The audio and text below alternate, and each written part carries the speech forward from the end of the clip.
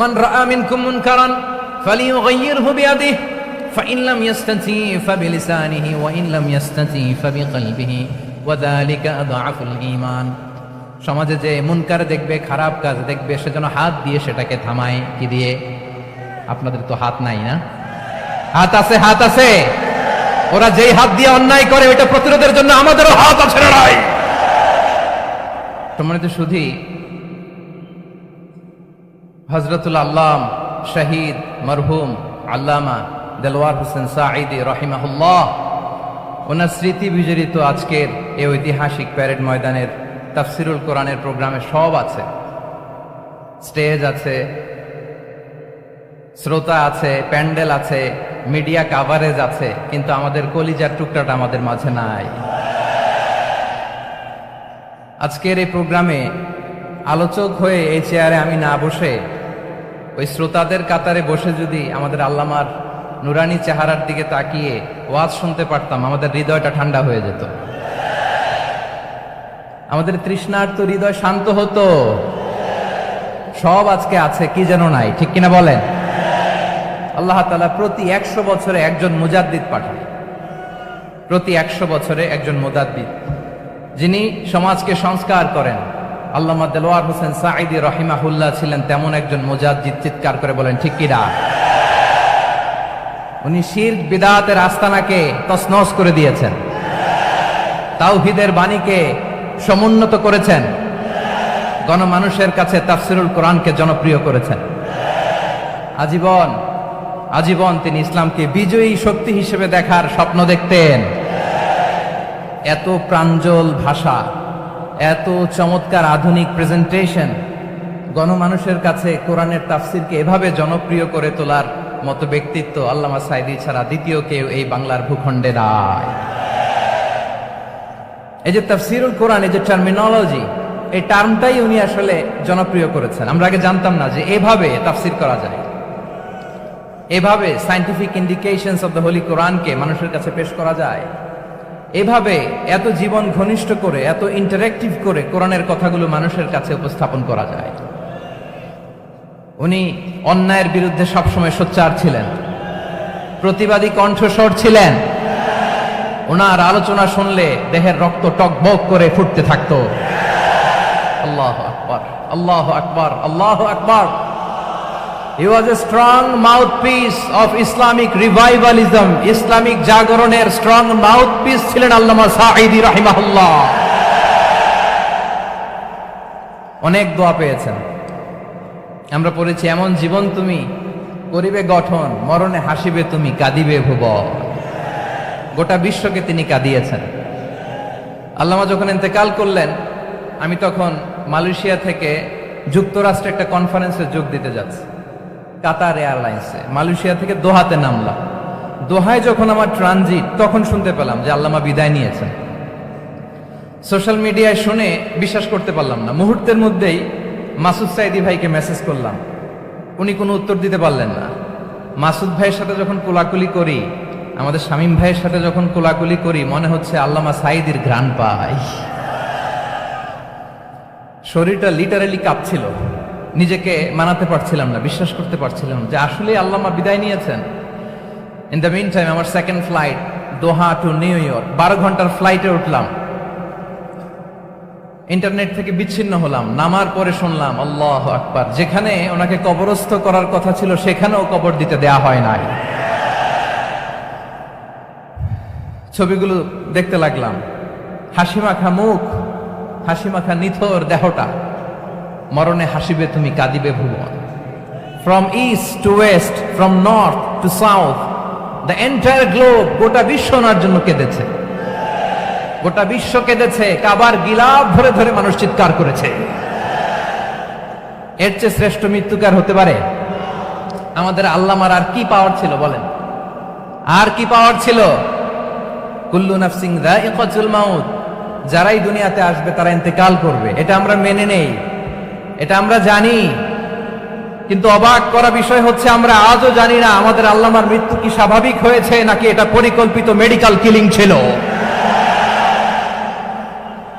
এটা যে পরিকল্পিত মেডিকেল কিলিং ছিল, এটা ধারণা করার পেছনে অনেক কারণ আছে। তিনি আধিপত্যবাদের বিরুদ্ধে সোচ্চার ছিলেন, ফ্যাসিবাদের বিরুদ্ধে সোচ্চার ছিলেন, রাজনৈতিক প্রতিহিংসার শিকার ছিলেন। এজন্য এটা মেডিকেল কিলিং হতে পারে এ ধারণা আমরা করতেই পারি। আওয়াজ করে বলেন ঠিক কিনা? যে সময়টা আমরা কাটাচ্ছি, এত সুন্দর সময় বাংলাদেশ আর পাবে না। আমাদের জন্মের পর থেকে এরকম চমৎকার সময় আমরা পাই নাই। এটাই আসল সময়। আমরা ইন্টারিম গভর্নমেন্টের কাছে দাবি জানাই, উচ্চতর তদন্ত কমিটি করে এটা কি হত্যাকাণ্ড ছিল নাকি স্বাভাবিক মৃত্যু ছিল, এই রিপোর্ট গণমানুষের কাছে প্রচার করে জানাতে হবে। এই দাবির সাথে কি সবাই আপনারা একমত? কারা কারা একমত হাত তুলে দেখান।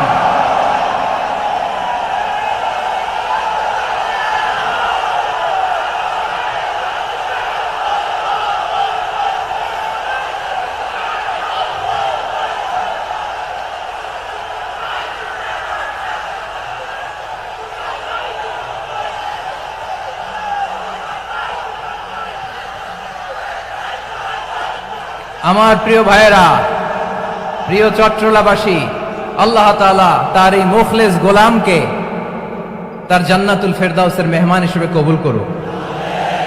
তার জীবনের সকল খেদমাগুলোকে কবুল করুক। জান্নাতুল ফেরদাউসের আলা মাকামে তাকে মেহমান হিসেবে কবুল করুক। আল্লামা শহীদ দেলোয়ার হোসেন সাঈদী রাহিমাহুল্লাহ, উনি ছাড়াও এই ঐতিহাসিক ময়দানে কথা বলেছেন আল্লামা লুৎফুর রহমান রাহিমাহুল্লাহ। চলে গিয়েছেন আমাদেরকে ছেড়ে। তিনি বলতেন, ইনশাআল্লাহ মিজান আবার আসবে।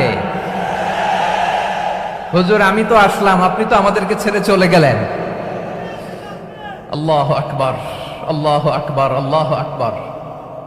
গলায় কোনো সুর ছিল না, সুর দিয়ে কথা বলতেন না, কিন্তু এত চমৎকার শব্দের বুনন, এত চমৎকার প্রেজেন্টেশন, এত চমৎকার ভাবে ঐতিহাসিক বর্ণনাগুলো তিনি উপস্থাপন করতেন। মন্ত্রমুগ্ধ হয়ে আমরা আল্লামা লুৎফুর রহমানের কথা শুনেছি।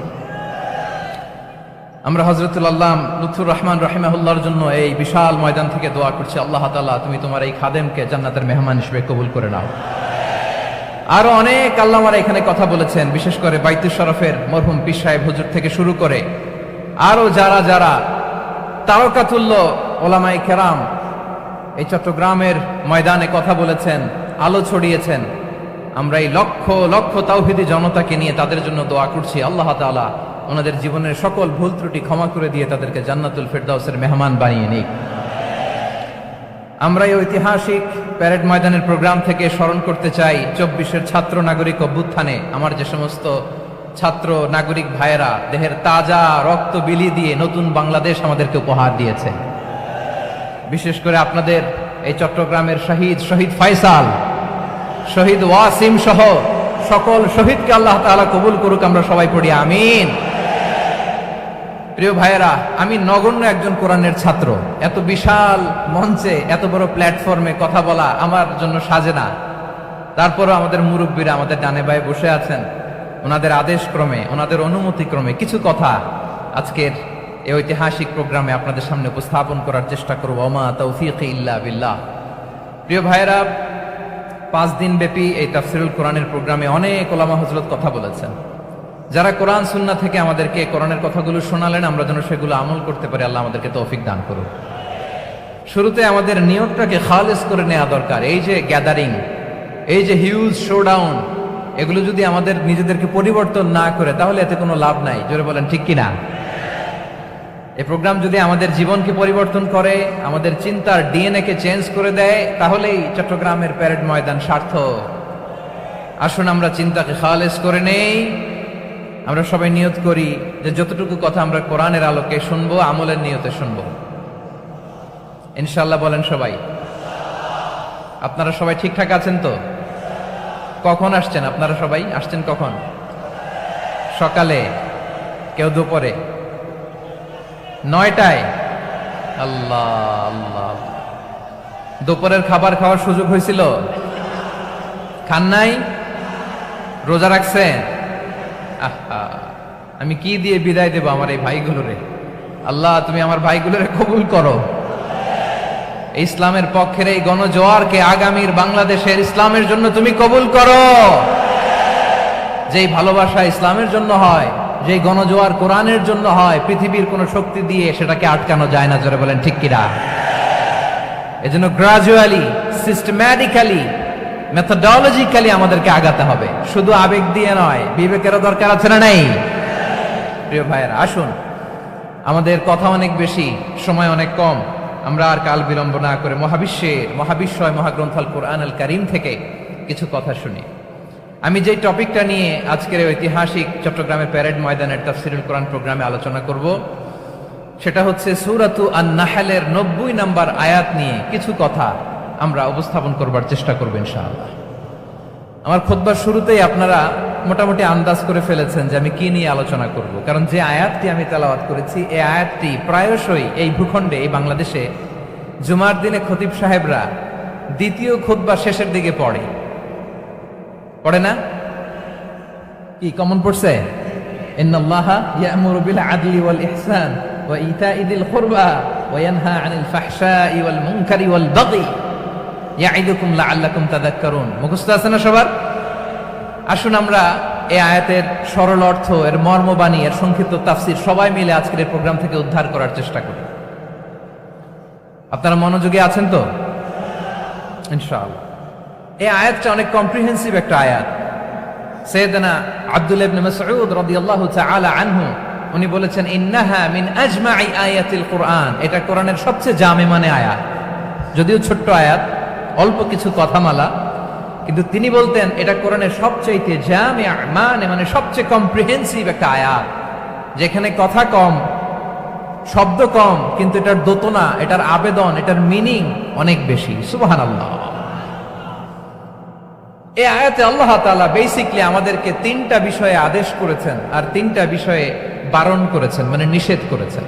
আওয়াজ করে বলুন, আদেশ করেছেন কয়টা? প্রিয় চট্টলার ভাইয়েরা, আমার মতো এই যে 3 আঙ্গুল উঁচু করে বলেন, আদেশ করেছেন কয়টা?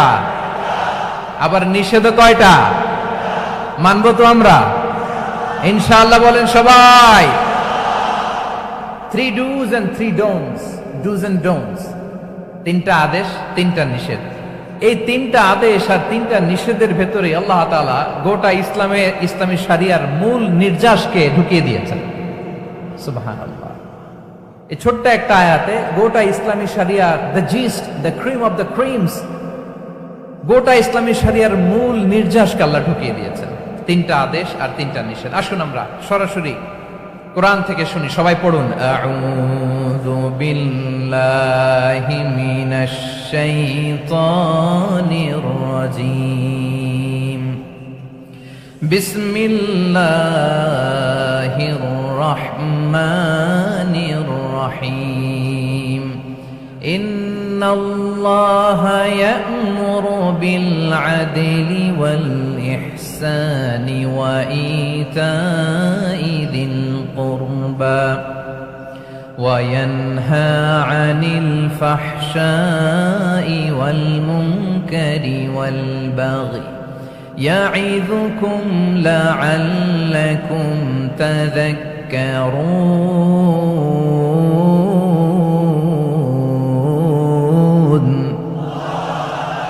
আল্লাহ তাআলা ইরশাদ করছেন, ইন্নাল্লাহা ইয়া'মুরু বিল আদলি ওয়াল ইহসান, নিশ্চয় আল্লাহ তাআলা তোমাদেরকে ন্যায় বিচারের আদেশ দেন, সদাচরণের আদেশ দেন, নিকট আত্মীয়দেরকে দানের আদেশ দেন। আদেশ কয়টা?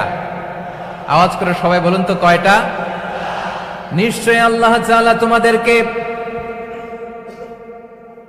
ন্যায় বিচারের আদেশ দেন, সদাচরণের আদেশ দেন, তিনি তোমাদের নিকট আত্মীয়দেরকে দানের আদেশ দেন, আর তিনি তোমাদেরকে অশ্লীলতা থেকে নিষেধ করেন, মন্দ কাজ থেকে নিষেধ করেন, অবাধ্যতা সীমা লঙ্ঘন থেকে নিষেধ করেন। তিনি তোমাদেরকে উপদেশ দেন যাতে তোমরা শিক্ষা গ্রহণ করো। সুবহানাল্লাহ। উপদেশ দিচ্ছে স্বয়ং কে? 3টা জিনিসের আদেশ। ইয়া'মুরু বিল আদল, সুবিচার, ন্যায় বিচারের আদেশ তিনি দেন। ইহসানের আদেশ দেন, যাতে আমরা ইহসান করি, একে অপরের প্রতি সুবিচার করি, মহানুভবতা দেখায়, অনুগ্রহ দেখায়, আর নিকট আত্মীয়দেরকে যেন আমরা দান করি। এই 3টা আদেশ তিনি দিয়েছেন। আর কোন তিনটা জিনিস থেকে তিনি বারণ করেছেন? অশ্লীলতা, ফাহশা, মুনকার, মানে সব মন্দ আর অসৎ কাজ, এগুলো থেকে তিনি আমাদেরকে বারণ করেন। ওয়াল বাগি, অবাধ্যতা, সীমা লঙ্ঘন, এই তিনটা কাজ থেকে তিনি আমাদেরকে বারণ করেন। তিনি আমাদেরকে উপদেশ দেন, স্বয়ং আল্লাহ তাআলা আমাদেরকে উপদেশ দেন যাতে করে আমরা শিক্ষা গ্রহণ করি। সুবহানাল্লাহ পড়ে। তাহলে আসুন আমরা ধরে ধরে একটা একটা করে সামনের দিকে আগাই। আল্লাহ তাআলা প্রথমে আমাদেরকে আদেশ দিয়েছেন আদালের। ইন্নাল্লাহা ইয়া'মুরু বিল আদল। আওয়াজ করে বলুন আল আদাল। সবাই পড়ুন আল আদাল। আমরা উর্দু জানি, হিন্দি জানি, অনেকে ইংরেজিও জানি, কিন্তু আরবি শব্দগুলো আমাদের মুখ দিয়ে বেরোতে চায় না। আওয়াজ করে বলুন আল আদাল। মাশাআল্লাহ। ইন্নাল্লাহা ইয়া'মুরু বিল আদল। আল্লাহ তাআলা আমাদেরকে আদলের আদেশ দেন। আদল অনেকে না বুঝলেও আদালত শব্দটা বুঝবেন। আদালত, আদালত, আদালত বুঝেন না? যেখানে বিচার কার্যের ফয়সালা করা হয়, কোর্ট কাচারি আদালত, এটা তো ভেরি কমন। এটা শুনছেন না সবাই? আদালত, যেখানে ন্যায় বিচার হবে, সুশাসন হবে। কিন্তু ভাগ্যের কি নির্মম পরিহাস, ওখান থেকে মিথ্যা সাক্ষী দিয়ে মনমতো রায় দিয়ে দেয়া হয়। এগুলোর পরিবর্তন হওয়ার দরকার আছে না নাই? প্রিয় ভাইয়েরা, আদালত, আল আদ, ইংরেজিতে বলে জাস্টিস, ন্যায় বিচার, সুবিচার, সুশাসন, জাস্টিস, আল আদাল, সব জায়গায় এই জাস্টিস থাকা দরকার। Justice should be prevail in the society.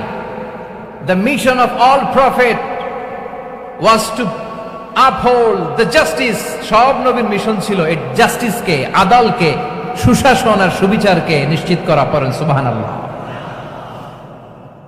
And the core message of every divine scripture was to uphold justice. পৃথিবীর সব আসমানি কিতাবের মূল শিক্ষা ছিল এই জাস্টিসকে সমাজে এনশিওর করা, সুবিচার, সুশাসনকে এনশিওর করা। তাহলে প্রিয় ভাইরা, আমরা বুঝতে পারলাম আল আদ শব্দের মানে হচ্ছে ইনসাফ বা সুবিচার বা ন্যায় বিচার। এটা হচ্ছে একটা general meaning, very general meaning.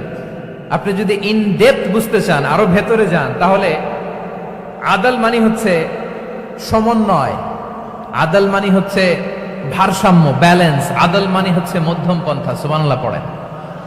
কারণ সব সময় সমান সমান হইলেই সুবিচার হয় না। কথা কি বুঝতেছেন? ইসলামের দ্য কনসেপ্ট অফ আদাল, এটা এমন আদাল, এটা সব সময় সমান সমান নয়।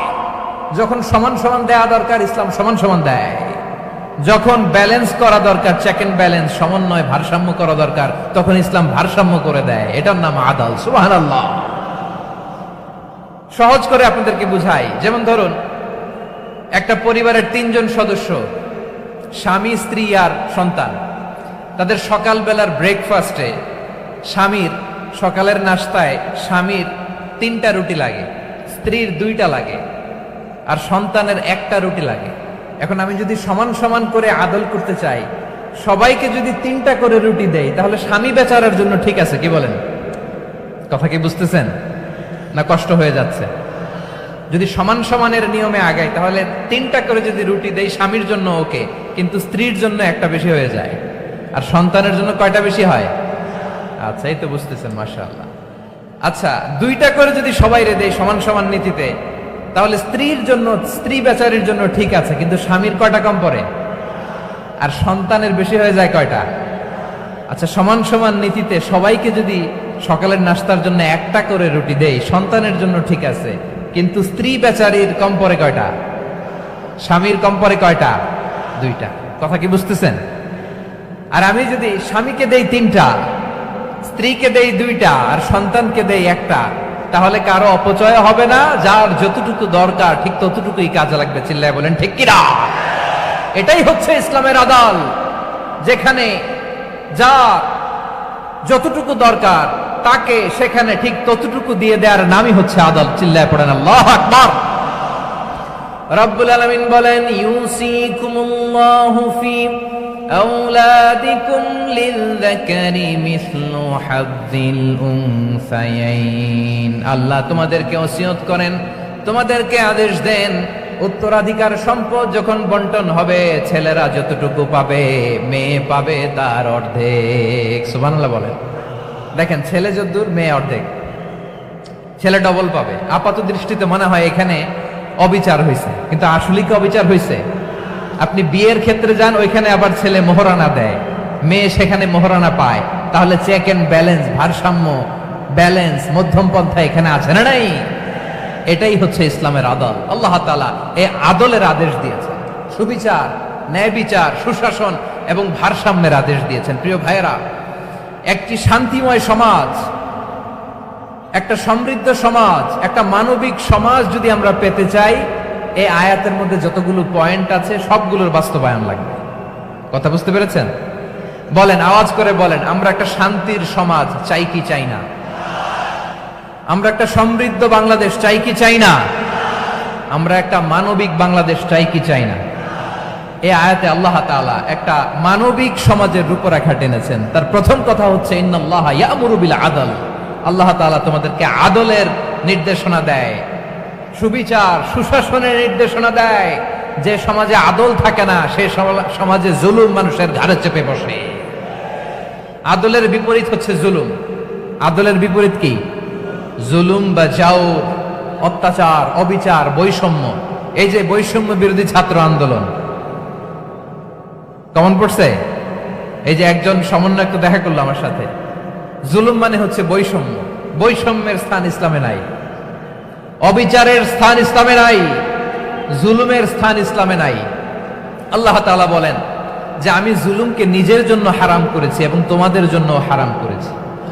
বিশ্বনবী ফরমান, আল্লাহ তাআলা বলেন হাদিসে কুদসিতে, ইয়া ইবাদি ইন্নী হারামতুয যুলমা আলা নাফসি ওয়া জাআলতুহু বাইনাকুম মুহাররামান ফালা তাযালামু। আমার গোলামেরা শোনো, নিশ্চয় আমি আল্লাহ তাআলা জুলুমকে আমি আমার উপরে হারাম করেছি, অনুরূপভাবে জুলুম করাকে তোমাদের উপরেও হারাম করেছি। ফলে ফালা তাযালামু, তোমরা একে অপরের সাথে জুলুম করো না। নির্দেশনাটা কার? খবরদার, জুলুমের সাথে আমাদের কোনো সম্পর্ক নাই। আল্লাহ তাআলা আদলের আদেশ দিয়েছেন, আদালতের আদেশ দিয়েছেন, সুশাসনের, ন্যায় বিচারের আদেশ দিয়েছেন। ইন্নাল্লাহা ইয়ামুরু বিল আদল, আমাদেরকে আদল প্রতিষ্ঠা করতে হবে। জুলুমের সাথে ইসলামের কোনো সম্পর্ক নাই। আল্লাহ তাআলা জালিমদের জন্য কঠিন শাস্তি প্রস্তুত করে রেখেছেন। যারা এই আদলকে ভুলুণ্ঠিত করে জুলুমের রাস্তায় হাঁটতে চায়, তাদের প্রাপ্য কিয়ামতের ময়দানে বুঝিয়ে দিবে কে? আল্লাহ তাআলা তাদের প্রাপ্যকে বুঝিয়ে দিবেন। এজন্য বিশ্বনবী বলে, খবরদার, তোমরা ইনসাফ করবে, আদল করবে, জুলুম করবে না। আয-যুলমু যুলুমাতুন ইয়াউমাল কিয়ামা, জুলুম কিয়ামতের দিন অন্ধকার হয়ে জালিমের ঘাড়ে চেপে বসবে। আবার বিশ্বনবী বলতেন, ইত্তাকি দাওয়াতাল মাজলুম, খবরদার, তোমরা মজলুমের কান্নাকে ভয় করো। ফাইন্নাহু লাইসা বাইনাহু ওয়া বাইনাল্লাহি হিজাব, কেননা মজলুমের কান্নার মাঝে আর আল্লাহর আরশের মাঝে কোনো পর্দা থাকে না। বিশ্বাস হয়? এই কথা বিশ্বাস হয়? এর জলজন্ত প্রমাণ তো আমরা নিজেরাই দেখলাম। হ্যাঁ, মজলুমের কান্না ফুলে ফেপে মহিরুহ হয়ে, পাহাড়ের মতো হয়ে, বিস্ফোরিত হয়ে জালিমের মসনদকে ছারখার করে দিয়েছে। এর প্রমাণ তো আমরা নিজেরাই তো দেখলাম। জালিমের পরিণতি কি হয় আমরা জীবদ্দশাই তো দেখলাম। এমনও কোনো জুলুম নাই যে হয় নাই, ঠিক কিনা বলেন? আহারে জুলুম, আহারে জুলুম। রিসেন্টলি আয়না ঘরের কিছু ছবি প্রকাশিত হয়েছে সোশ্যাল মিডিয়ায়, দেখেছেন আপনারা? হ্যাঁ, ছোট্ট একটা জায়গা, স্বাধীন মানুষকে প্রাণীর মতো, পাখির মতো খাঁচায় বন্দি করে রেখেছে। কখন দিন কখন রাত কিচ্ছু জানে না, কখন দিন কখন রাত কিছু জানে না। বছরের পর বছর কেটে গিয়েছে। এক্সট্রা জুডিশিয়াল কিলিং এর কোনো হিসাব নাই। বিচার বহির্ভূত হত্যা, এনফোর্স ডিসঅ্যাপিয়ারেন্স, গুম, যেটা সবচাইতে বড় মানবতা বিরোধী অপরাধ। কত মানুষ যে গুম হয়েছে তার কোনো ইয়ত্তা নাই। যেই ফ্যামিলির সদস্য গুম হয়েছে, তারা কি ওই লোকটার জন্য মাগফিরাতের দোয়া করবে নাকি সুস্বাস্থ্যের দোয়া করবে তারা নিজেরাও জানতো না। কারণ জানে না ও বেঁচে আছে না মরে গেছে। আহা, বিডিআর নওজোয়ানদের যারা ছাড়া পেল দেখলাম, বিনা অপরাধে, কোনো অন্যায় ছাড়া, অপরাধ ছাড়া তাদের জীবন থেকে, তাদের তারুণ্যের, তাদের যৌবনের 15 বছর, 16 বছর, 17 বছর নাই, 6 মাস বয়সের ছোট বাচ্চাকে রেখে জেলে গেছে। 6 মাসের মেয়ে বেরোয় দেখে মেয়ের বয়স 17 বছর। মেয়ে বাবারে চিনে না, বাবা মেয়েরে চিনে না। মেয়েকে এখন বিয়ে দিয়ে আরেক ছেলের হাতে তুলে দিবে। মেয়ের শৈশব বাবা দেখে নাই, মেয়ের কৈশোর বাবা দেখে নাই, মেয়ের তারুণ্য দেখে নাই। আরেক যুবককে দেখলাম 14 বছরের 14 দিনের সংসার, 2 সপ্তাহের সংসার শেষে জেলে গেছে। কত যুবকের যে স্ত্রী চলে গিয়েছে ফ্যামিলি ছেড়ে, কারণ জানে না তো কবে আসবে, কি হবে, কেউ জানতো না। দাম্পত্য জীবনের মাত্র 14 দিনের স্মৃতি, এই স্মৃতিকে আঁকড়ে ধরে এক বোন 16টা বছর 17টা বছর কাটিয়ে দিয়েছে। আমি নিউজটা দেখে ভাবলাম আমার এই বোনের প্রতিটি দিন কিভাবে কেটেছে, প্রতিটি রাত কিভাবে কেটেছে, প্রতিটি ক্ষণ কিভাবে কেটেছে। বিশ্বনবী বলেছেন, ইত্তাকি দাওয়াতাল মাজলুম ফাইন্না লাইসা বাইনাহু ওয়া বাইনাল্লাহি হিজাব। মাজলুমের কান্নাকে ভয় করো, কারণ মাজলুমের কান্না আর আল্লাহর মাঝে কোনো পর্দা থাকে না। আমরা আর এরকম কোন জুলুম বাংলাদেশে দেখতে চাই না। জোরে বলেন ঠিক কিনা? আর কেউ নতুন করে জালিম হোক আপনারা চান? আবার নতুন করে কেউ ফ্যাসিস্ট হোক আপনারা চান? এক দল আরেক দলকে নিশ্চিহ্ন করার রাজনীতিতে মেতে উঠুক, এটা আপনারা চান? আমরা বাংলাদেশকে আদল দিয়ে সাজাতে চাই। আমরা এই 56,000 বর্গ মাইলের প্রতিটা ইঞ্চি মাটিকে কোরআনের আইন দিয়ে সাজাতে চাই। রাজি আছেন আপনারা? কারা কারা রাজি দেখান হাত তুলে আল্লাহকে।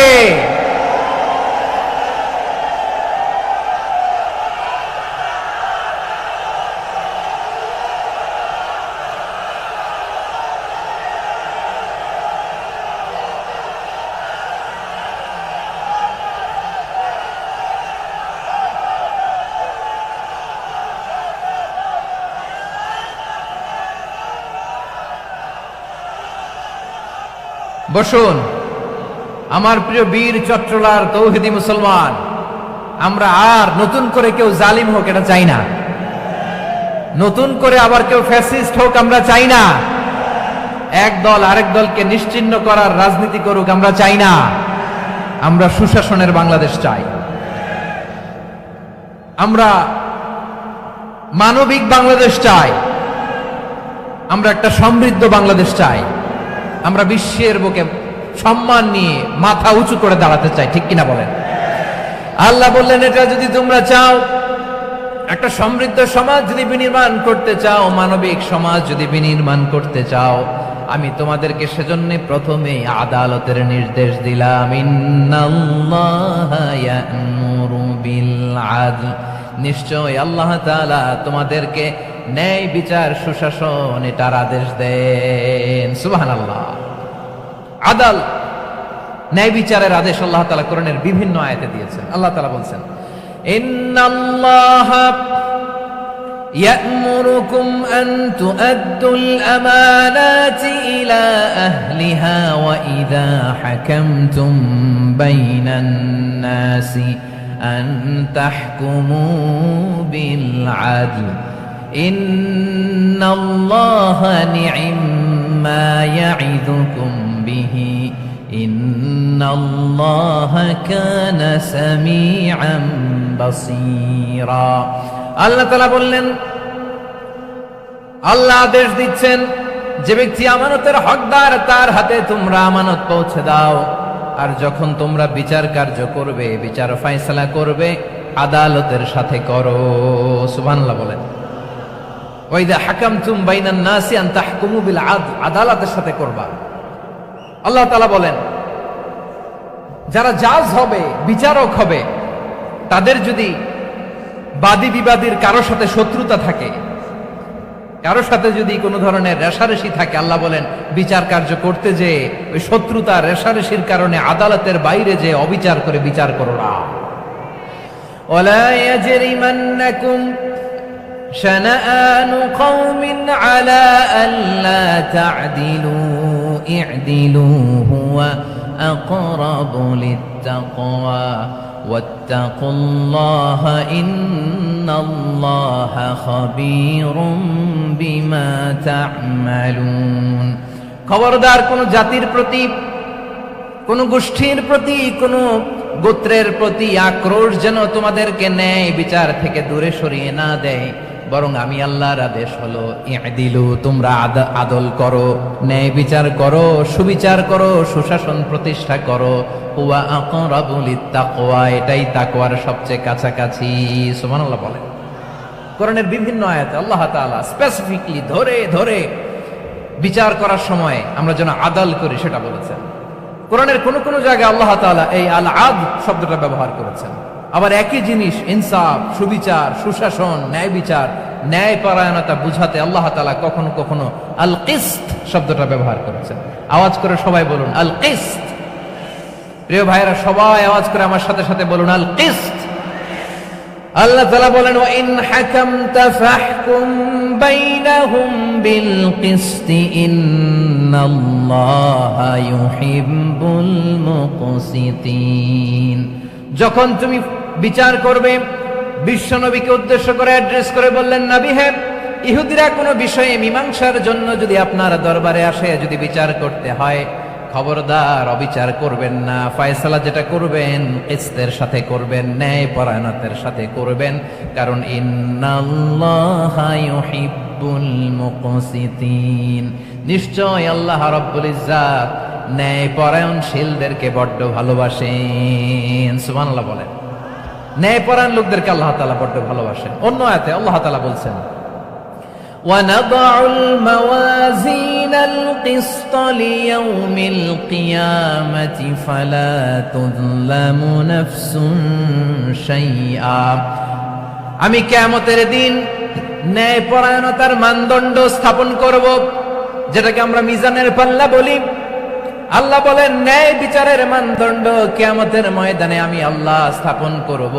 সেদিন কারো প্রতি বিন্দু পরিমাণ, এক চুল পরিমাণ অবিচার করা হবে না, কোনো অবিচার করা হবে না। সেদিন সুশাসন হবে, সুবিচার হবে, ন্যায় পরায়ণতার সাথে বিচার হবে। আওয়াজ করে পড়েন আল্লাহু আকবার।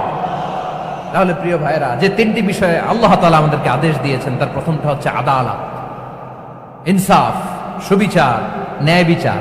এটা আমরা চাই কি চাই না? বিশ্বনবী ন্যায় বিচার, ন্যায় পরায়ণতা, সুশাসন প্রতিষ্ঠিত করেন কি করেন নাই? আপনারা বিশ্বনবীর সিরাত যারা পড়েছেন, আপনি দেখবেন বিশ্বনবীর সিরাতের পরতে পরতে, বাঁকে বাঁকে, সিরাতের বাঁকে বাঁকে এই আদালতের নমুনা মেলে। সুবহানাল্লাহ বলেন। ছোট্ট একটা নমুনা রাসূল সাল্লাল্লাহু আলাইহি ওয়াসাল্লামের আসিরা আল আতরা থেকে ছোট্ট একটা নমুনা আপনাদের খেদমতে এখানে উপস্থাপন করি। বিশ্বনবী সাল্লাল্লাহু আলাইহি ওয়াসাল্লাম মক্কা বিজয় করলেন ৮ম হিজরিতে। মক্কা বিজয় শেষে তিনি কয়েক সপ্তাহ মক্কাতে অবস্থান করলেন। ইন দ্য মিন টাইম মক্কার একটা ভেরি প্রেস্টিজিয়াস এন্ড ডিগনিফাইড ফ্যামিলির নারী চুরিতে ধরা পড়ল। কিসে ধরা পড়ল? সবাই বলেন কিসে? আমাদের সমাজে আসেনি এটা? আছে? ছোট না বড়? হ্যাঁ, হিসাব করে শেষ করা যায় না। ৩.৫ লাখ কোটি টাকা নাই উন্নয়ন প্রকল্পের নামে। উন্নয়ন প্রকল্পের নামে ৩.৫ লাখ কোটি টাকা নাই। ৩.৫ লাখ কোটি টাকা লিখতে পারবেন আপনি? এক টানে লিখতে পারবেন? বুঝতেছেন কত বড় সংখ্যা? হ্যাঁ, বনু মাখজুমিয়া গোত্রের এক নারী মক্কায় চুরিতে ধরা পড়ল। বলেন তো চুরি করলে বিধান কি?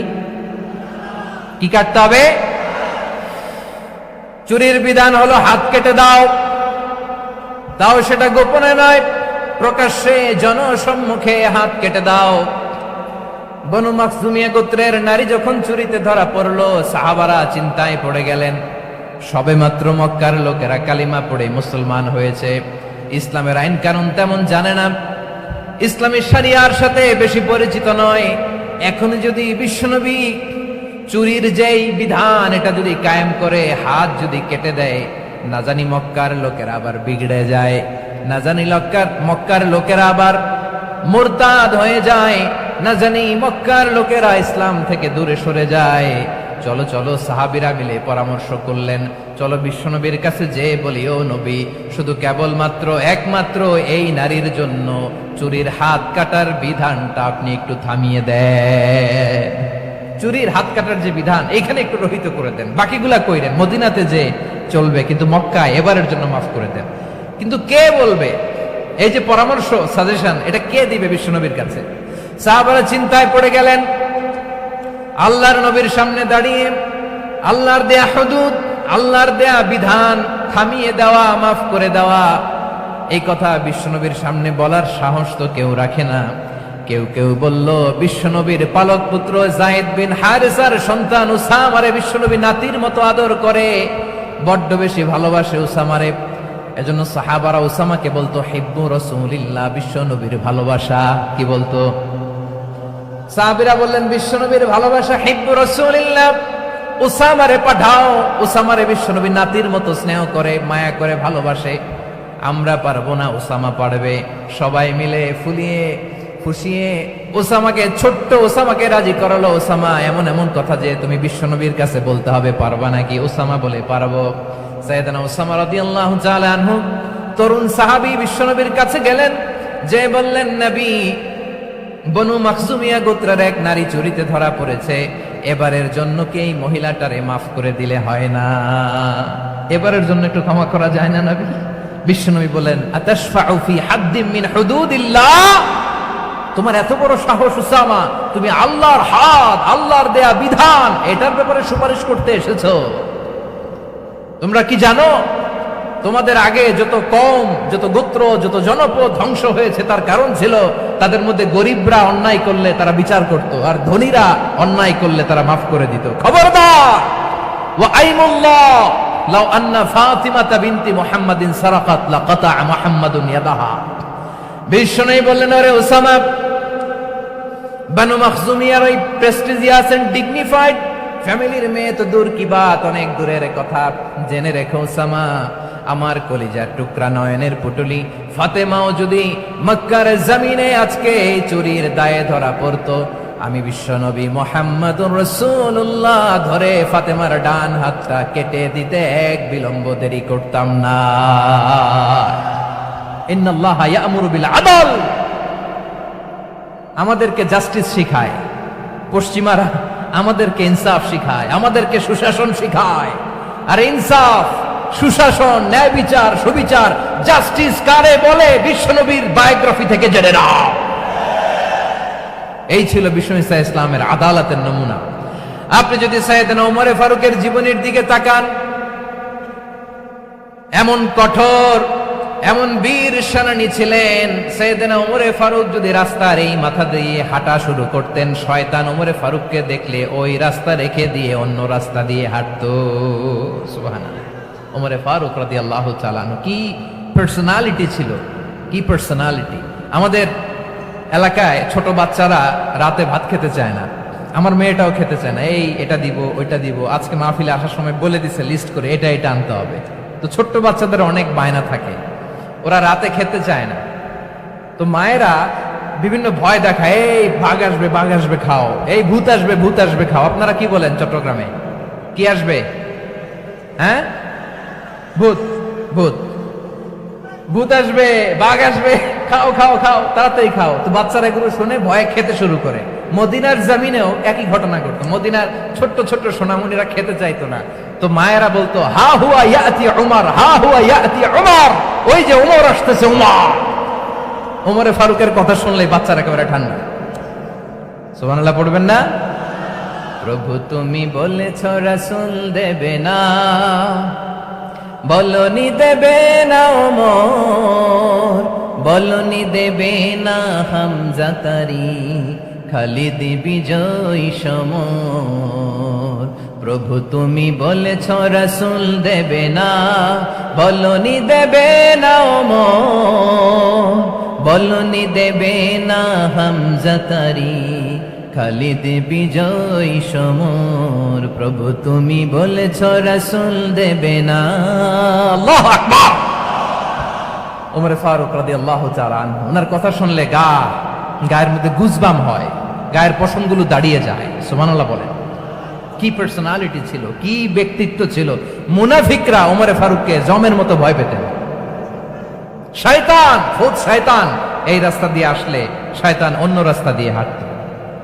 ওমর ফারুক রাদিয়াল্লাহু তাআলা আনহুর জীবনে যদি দেখেন, তাহলে সেখানে আপনি আদালতের, ইনসাফের, সুশাসনের, জাস্টিসের নমুনা দেখতে পাবেন। কয়টা শুনবেন? সাইয়েদনা ওমর ফারুকের রাদিয়াল্লাহু তাআলা আনহুর সন্তান আব্দুর রহমান মিশরে মদ খেয়ে মদ্যপ অবস্থায় ধরা পড়েছে। মদ খাওয়ার কারণে, মদ যদি কেউ পান করে আর যদি প্রমাণিত হয়, তার বিচার হলো 80 বেত। আওয়াজ করে বলেন কয় বেত? বাংলাদেশেও তো এই আইন আছে নাকি? বাংলাদেশে আছে? হ্যাঁ, মদ খাইলে 80 বেত, এই আইন বাংলাদেশে চালু হোক। আমরা চাই কি চাই না? চাই সবাই। এজন্যই তো ইসলাম ভাল লাগে না। ইসলামকে ভাল লাগে না। ইসলামকে আউট করে রাখতে পারলেই তো এরকম বড় বড় বোতল খাওয়া যায়। একেবারে সহজ, পানির মতো সহজ, হিসাব একেবারে সহজ। ওমরে ফারুক রাদিয়াল্লাহু তাআলা আনহুর ছেলে ভুল করে মদ পান করে ফেলেছিলেন। আব্দুর রহমান, ঘটনা ঘটেছে মিশরে। মিশরের গভর্নর তখন আমর ইবনে আস রাদিয়াল্লাহু তাআলা আনহু।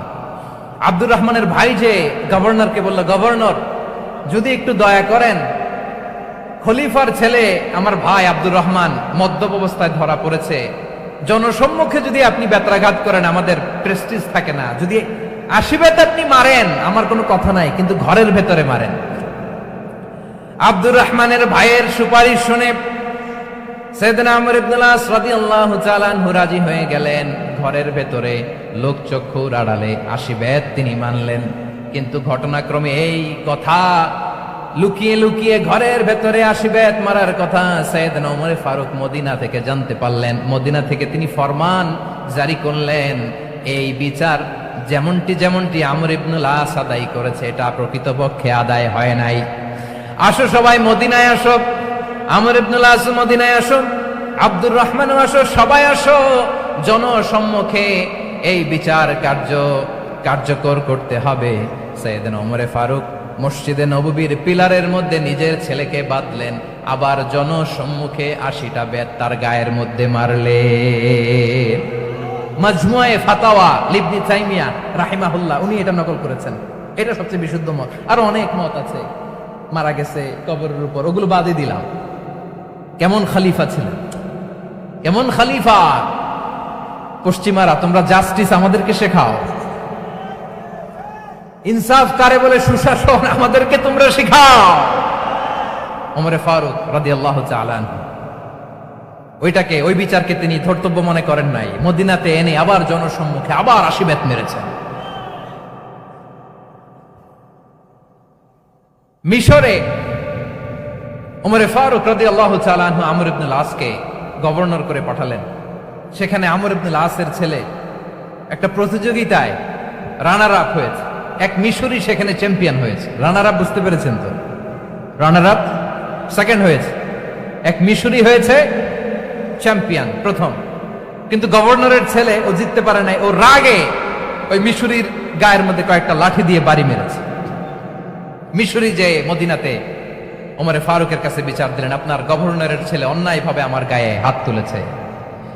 সাইয়েদনা ওমর ফারুক আবার ফরমান জারি করলেন, আসো মদিনাতে আসো। মিশরীকে ডাকলেন।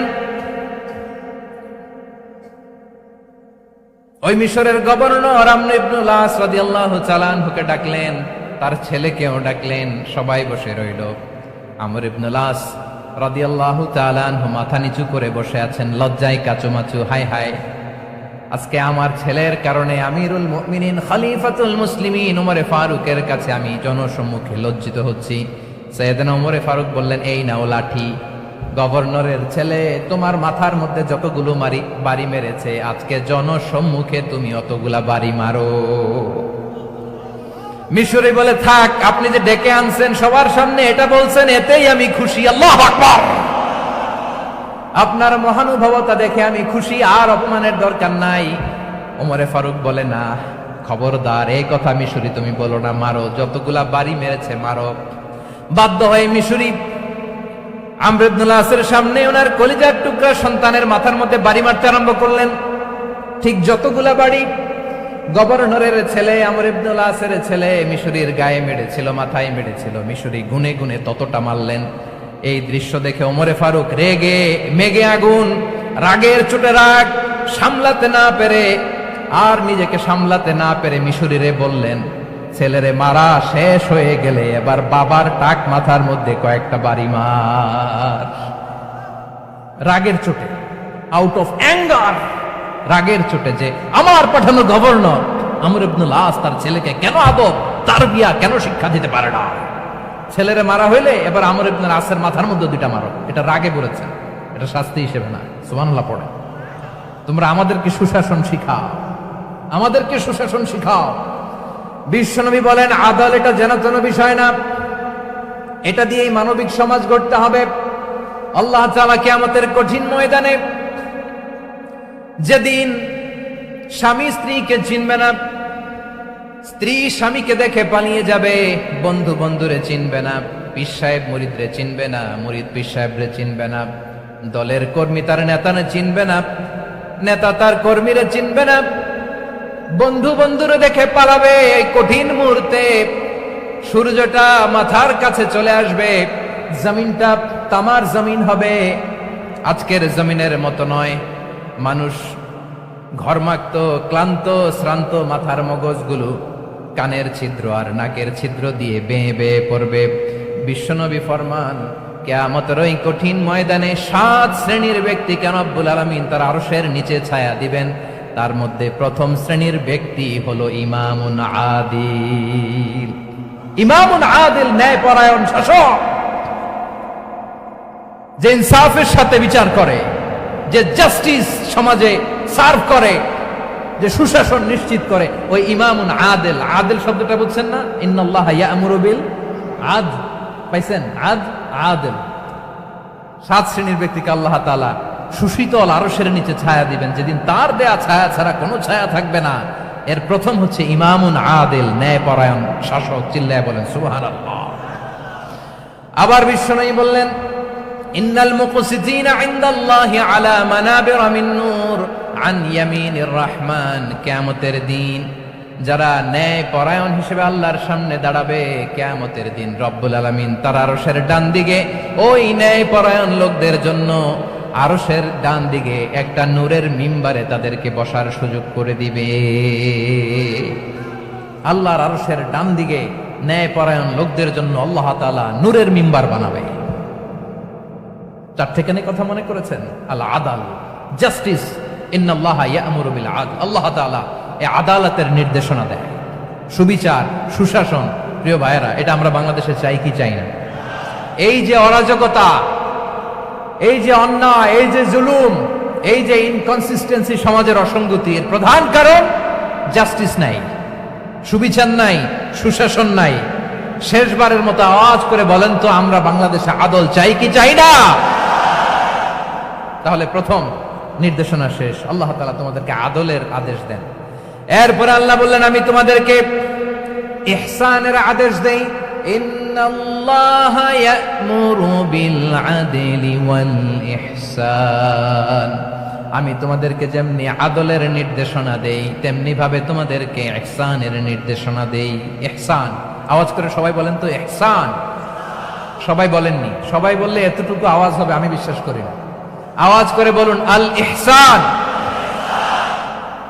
ইহসান মানে কারো প্রতি সফট হার্টেড হওয়া, মহানুভব হওয়া, অনুগ্রহ পরায়ণ হওয়া, অনুগ্রহশীল হওয়া, একে অপরের প্রতি দয়াদ্র হওয়া। একে অপরের প্রতি দয়াদ্র অনুগ্রহশীল হওয়া ছাড়া মানবিক সমাজ কঠিনকালেও গঠন করা সম্ভব না। প্রিয় ভাইয়েরা, সুন্দর আচরণ দিয়ে, ইহসান দিয়ে যা জয় করা যায়, নরম আচরণ দিয়ে যেটা অর্জন করা যায়, কঠোরতা দিয়ে সেটা পারা যায় না। বিষ্ণু ঈসা ইসলাম ইহসান দিয়ে, কোমল আচরণ দিয়ে, তার অনুগ্রহ দিয়ে তিনি অনেক কাফিরের হৃদয়কে জয় করে ফেলেছেন। সাইয়েদনা সুমামা ইবনে উসাল রাদিয়াল্লাহু তাআলা আনহুর কথা মনে পড়ে যায়। তিনি ছিলেন ইয়ামামার বাদশা।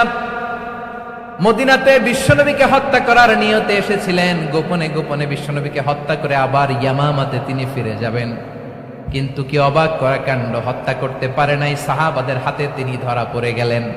সাইয়েদনা সুমামা ইবনে উসাল রাদিয়াল্লাহু তাআলা আনহু হত্যার নিয়তে আসলেন, কিন্তু হত্যা করতে পারলেন না। সাহাবারা ওনাকে ধরে ফেললেন, ধরে মসজিদে নববীর পিলারের মধ্যে বেঁধে রাখলেন। সুমামা ইবনে উসাল, সিরাত থেকে শুনুন, সিরাত থেকে শোনাচ্ছি। রাদিয়াল্লাহু তাআলা আনহু ইয়ামামার অধিপতি ছিলেন। ইয়ামামা বিশ্বনবীকে হত্যার জন্য আসছেন, ধরা পড়ে গেছেন, এখন মসজিদে নববীতে বেঁধে রাখছে, তার মানে বন্দী। এখন স্ট্যাটাস কি? বন্দী, ক্যাপটিভ। বিশ্বনবী সাল্লাল্লাহু আলাইহি ওয়াসাল্লাম সাহাবাদেরকে বললেন, তার খোঁজ খবর নিও, সুমামা ইবনে উসালের খোঁজ খবর নিও। সাহাবারা বলেন, ইয়া রাসূলুল্লাহ, আপনাকে হত্যা করতে এসেছে, তার তো কঠিন ক্যাপিটাল পানিশমেন্ট হওয়া দরকার, কঠিন শাস্তি হওয়া দরকার। বিশ্বনবী বললেন, না, আমি যেটা জানি তোমরা সেটা জানো না, তোমরা সুমামার সাথে ভালো আচরণ করো। বিশ্বনবী সুমামার কাছে গেলেন। প্রথম দিন যে তিনি কালেমার দাওয়াত দিলেন, ইমানের দাওয়াত দিলেন, ইসলামের দাওয়াত দিলেন, রিসালাতের দাওয়াত দিলেন, আখিরাতের দাওয়াত দিলেন। পরের দিন যে বিশ্বনবী সালাতের দাওয়াত দিলেন, যাকাতের দাওয়াত দিলেন, ইসলাম কি, কিভাবে, কেমন করে পালন করতে হয় চমৎকার আর্টিকুলেট করতে শুরু করলেন। তন্ময় হয়ে সুমামা ইবনে উসাল রাদিয়াল্লাহু তাআলা আনহু বিশ্বনবীর কথাগুলো শুনতে আরম্ভ করলো। একদিন নয়, 2 দিন নয়, টানা 3 দিন বিশ্বনবী সুমামার কাছে ইসলামকে প্রেজেন্ট করেছেন, উপস্থাপন করেছেন। আওয়াজ করে বলেন, কয় দিন? 3 দিন।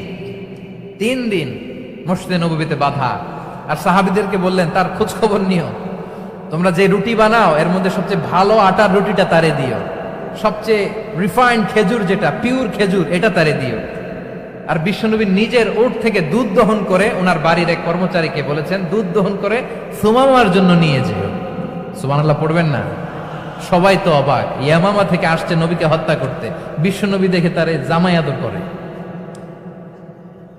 তাকে মজার মজার খাবার দিও, দুধ দিও, আদর আপ্যায়ন করো। 1 দিন নয়, 2 দিন নয়, টানা 3 দিন বিশ্বনবী এভাবে সুমামার কাছে যেয়ে ইসলামকে প্রেজেন্ট করতে আরম্ভ করলেন, ইসলামকে উপস্থাপন করতে শুরু করলেন। আর তাকে চমৎকার এন্টারটেইনমেন্ট, আপ্যায়ন দিতে আরম্ভ করলেন। টানা 3 দিন যখন ইসলামের দ্য বিউটিজ অফ ইসলাম, ইসলামের সুমহান বাণী, সৌন্দর্য তার কাছে উপস্থাপন শেষ, তাকে আপ্যায়ন শেষ, বিশ্বনবী বললেন সাহাবাদেরকে, যাও এবার সুমামার হাতের পায়ের রশি দুটো খুলে দাও। সাহাবারা বললেন, ইয়া রাসূলুল্লাহ, কি বলেন আপনি? ও তো হত্যাকারী, সুযোগ পায় নাই, আপনারে মারতে পারে নাই, ছেড়ে দিলে আবার ও আপনার উপর তলোয়ার নিয়ে ঝাঁপিয়ে পড়বে। নবী, এই সিদ্ধান্ত আপনি নিতে যাবেন না। বিশ্বনবী বললেন, যেটা বলেছি সেটা করো, সুমামার রশিগুলো ছেড়ে দাও, সুমামার হাতে পায়ের রশিগুলো যে তোমরা খুলে দাও। সাহাবারা তর্ক জুড়ে দিলেন, লা ইয়া রাসূলুল্লাহ, এমনটা করবেন না, তো ভয়ঙ্কর, ভয়ঙ্কর খুনি, কি জানি কি হয়ে যায়। বিশ্বনবী বললেন, না, তার হাতে পায়ের রশিগুলো খুলে দাও। সাহাবারা বিশ্বনবীর কথা মতো তার হাতে পায়ের রশিগুলো খুলে দিল। সুমামা মুহূর্তের মধ্যে মসজিদে নববী থেকে বের হয়ে ইয়ামামায় ফিরে না যে মসজিদে নববীর পাশে একটা খেজুর বাগান ছিল, সেখানে চলে গেলেন। সেখানে একটা ছোট্ট কুয়া ছিল, কুয়ার পানি দিয়ে তিনি গোসল করলেন। সুবহানাল্লাহ পড়েন। কুয়ার পানি দিয়ে গোসল করে মসজিদে নববীর সামনে এসে বিশ্বনবী এবং সাহাবাদের সামনে দাঁড়িয়ে সাব্বাবা উঁচু করে বললেন, আশহাদু আল্লা ইলাহা ইল্লাল্লাহ ওয়া আশহাদু আন্না মুহাম্মাদান আবদুহু ওয়া রাসূলুহু। আল্লাহু আকবার। আমি সাক্ষ্য দিচ্ছি আল্লাহ ছাড়া কোনো ইলাহ নাই, আর মুহাম্মদ আল্লাহ তাআলার প্রেরিত বান্দা এবং রাসূল। প্রিয় ভাইয়েরা, ইহসান দিয়ে যা জয় করা যায়, কঠোরতা দিয়ে সেটা কঠিনকালেও জয় করা যায় না। আওয়াজ করে বলেন, ঠিক কি না? এবার সুমামা দাঁড়িয়ে বলে, ওগো নবী, আমি তো কালিমা পড়ে মুসলমান হয়ে গেলাম, এবার শোনেন, এই মুহূর্তের আগে আপনার চেহারার চাইতে নিকৃষ্ট কোনো চেহারা আমার কাছে ছিল না, কিন্তু শাহাদা পাঠ করার পরে আপনার চেহারার চাইতে উত্তম শ্রেষ্ঠ কোনো চেহারা আমার কাছে আর নাই। ও নবী, আজকের দিনের আগে ইসলাম ধর্মের চেয়ে নিকৃষ্ট অপছন্দনীয় কোনো ধর্ম আমার কাছে ছিল না, কিন্তু এই মুহূর্ত থেকে ইসলামের চেয়ে সেরা শ্রেষ্ঠ পছন্দনীয় কোনো ধর্ম আমার কাছে নাই। নবী গো, আজকের দিনের আগে মদিনার চাইতে অপছন্দনীয় নিকৃষ্ট কোনো শহর আমার কাছে ছিল না, কিন্তু এই মুহূর্তের পর থেকে মদিনার চাইতে কোনো শ্রেষ্ঠ শহর আমার জানা নাই। সে ছিল গমের বড় ডিলার, গম বেচত। কি বেচত? তার গম কিনে মক্কার লোকেরা রুটি খাইতো। সে ঘোষণা দিল, আজকে থেকে মক্কাবাসীদের জন্য সব গম আমি হারাম করে দিলাম, মক্কাবাসী এখন না খেয়ে মরে। সুবহানাল্লাহ পড়বেন না? মক্কাবাসী বিশ্বনবীর কাছে আসলেন, এসে বললেন, মুহাম্মদ, আমরা তো তোমার ভাই, তোমার চাচা, তোমার ভাতিজা, তোমার আত্মীয়, তুমি সুমামারে বলো সে যেন আবার গমের সাপ্লাই মক্কার জন্য অনুমতি দিয়ে দেয়। বিশ্বনবীর অনুমতি ক্রমে সুমামা আবার মক্কাতে গম পাঠাতে শুরু করলো। পড়েন সুবহানাল্লাহ। ইহসান, ইহসান দিয়ে আপনি যেটা জয় করতে পারবেন, you can win the heart of your enemies. ইহসান দিয়ে আপনি আপনার শত্রুর হৃদয়কে জয় করতে পারবেন। আওয়াজ করে বলেন ঠিক কিনা? এজন্য আল্লাহ বললেন, ওয়ানফিকু ফি সাবিলিল্লাহি ওয়ালা তুলকু বিআইদিকুম ইলাত তাহলুকাহ ওয়া আহসিনু ইন্নাল্লাহা ইউহিব্বুল মুহসিনিন। তোমরা আল্লাহর রাস্তায় দান করবে আর নিজেরা নিজেদেরকে ধ্বংসের হাতে ঠেলে দিও না। তোমরা একে অপরের প্রতি ইহসান করবে, কারণ ইহসানকারীদেরকে আল্লাহ বড্ড ভালোবাসেন। সুবহানাল্লাহ পড়েন। আবার সূরা রহমানে আল্লাহ বললেন, হাল জাযাউল ইহসানি ইল্লাল ইহসান ফাবিআইয়ি আলা, সবাই পড়েন, ফাবিআইয়ি আলাই রাব্বিকুমা তুকাযযিবান। ইহসানের প্রতিদান হিসেবে ইহসানি হয়। বিশ্বনবী সুমামার প্রতি যেমন ইহসান করেছেন, সুমামাও ঠিক তেমন ইহসান ফিরিয়ে দিয়েছে। ঠিক কিনা বলেন? তাহলে এক নম্বরে হচ্ছে আদ, ন্যায় বিচার। দুই নম্বরে সবাই বলেন ইহসান, সদাচরণ। ইহসান দুই ধরনের প্রিয় ভাইরা, ইহসান ফিল ইবাদা, ইহসান ফিল মুআমালা। ইহসান ফিল ইবাদা হচ্ছে একাগ্র অনুভবে ইবাদতে ডুব দেওয়া, এর নাম ইবাদতের ইহসান। সুবহানাল্লাহ পড়ে। বিশ্বনবী বলেন ইহসান মানে কি জানো নাকি? হাদিসে জিবরিলে সাইয়েদনা জিবরিল আলাইহিস সালাম বিশ্বনবীকে বললেন, আখবিরনি আনিল ইহসান। নবী আমাদেরকে বলেন ইহসান মানে কি? বিশ্বনবী বললেন, আনতা আবুদাল্লাহা কাআন্নাকা তারাহু ফাইন লাম তাকুন তারাহু ফাইন্নাহু ইয়ারাক। ইহসান মানে হলো এমন ভাবে তুমি আল্লাহর সামনে নিজেকে উজাড় করে ইবাদত করবে, তুমি ভাববে তুমি আল্লাহকে দেখতে পাচ্ছ। আর এটা যদি ভাবা তোমার জন্য কঠিন হয়ে যায়, অন্তত এতটুকু তুমি ভাববা যে আল্লাহ তোমাকে দেখতে পাচ্ছেন। ঠিক কিনা বলেন? ও আমার বীর চট্টলার ভাইয়েরা, কেউ যেটা দেখে না সেটা দেখে কে? এই বিশ্বাস হৃদয়ের মধ্যে আছে? নামাজে যখন দাঁড়ান এই ফিলিংসটা আনা যাবে? হ্যাঁ, এশার সালাত তো এখনো হয় নাই না? আলোচনা শেষে এশার সালাত এখানে অনুষ্ঠিত হবে, তাই না? আচ্ছা বলুন তো, আমরা এশার সালাত পর্যন্ত বেঁচে থাকবো এই গ্যারান্টি আছে কার কার? হাত তোলেন। কয়েকজন হাত তুলছে পেছনে, না বুঝে তুলে ফেলছে। এশা পর্যন্ত যে আমরা হায়াত পাবো কোনো গ্যারান্টি আছে? সবাই আওয়াজ করে বলেন, গ্যারান্টি আছে? গ্যারান্টি নাই।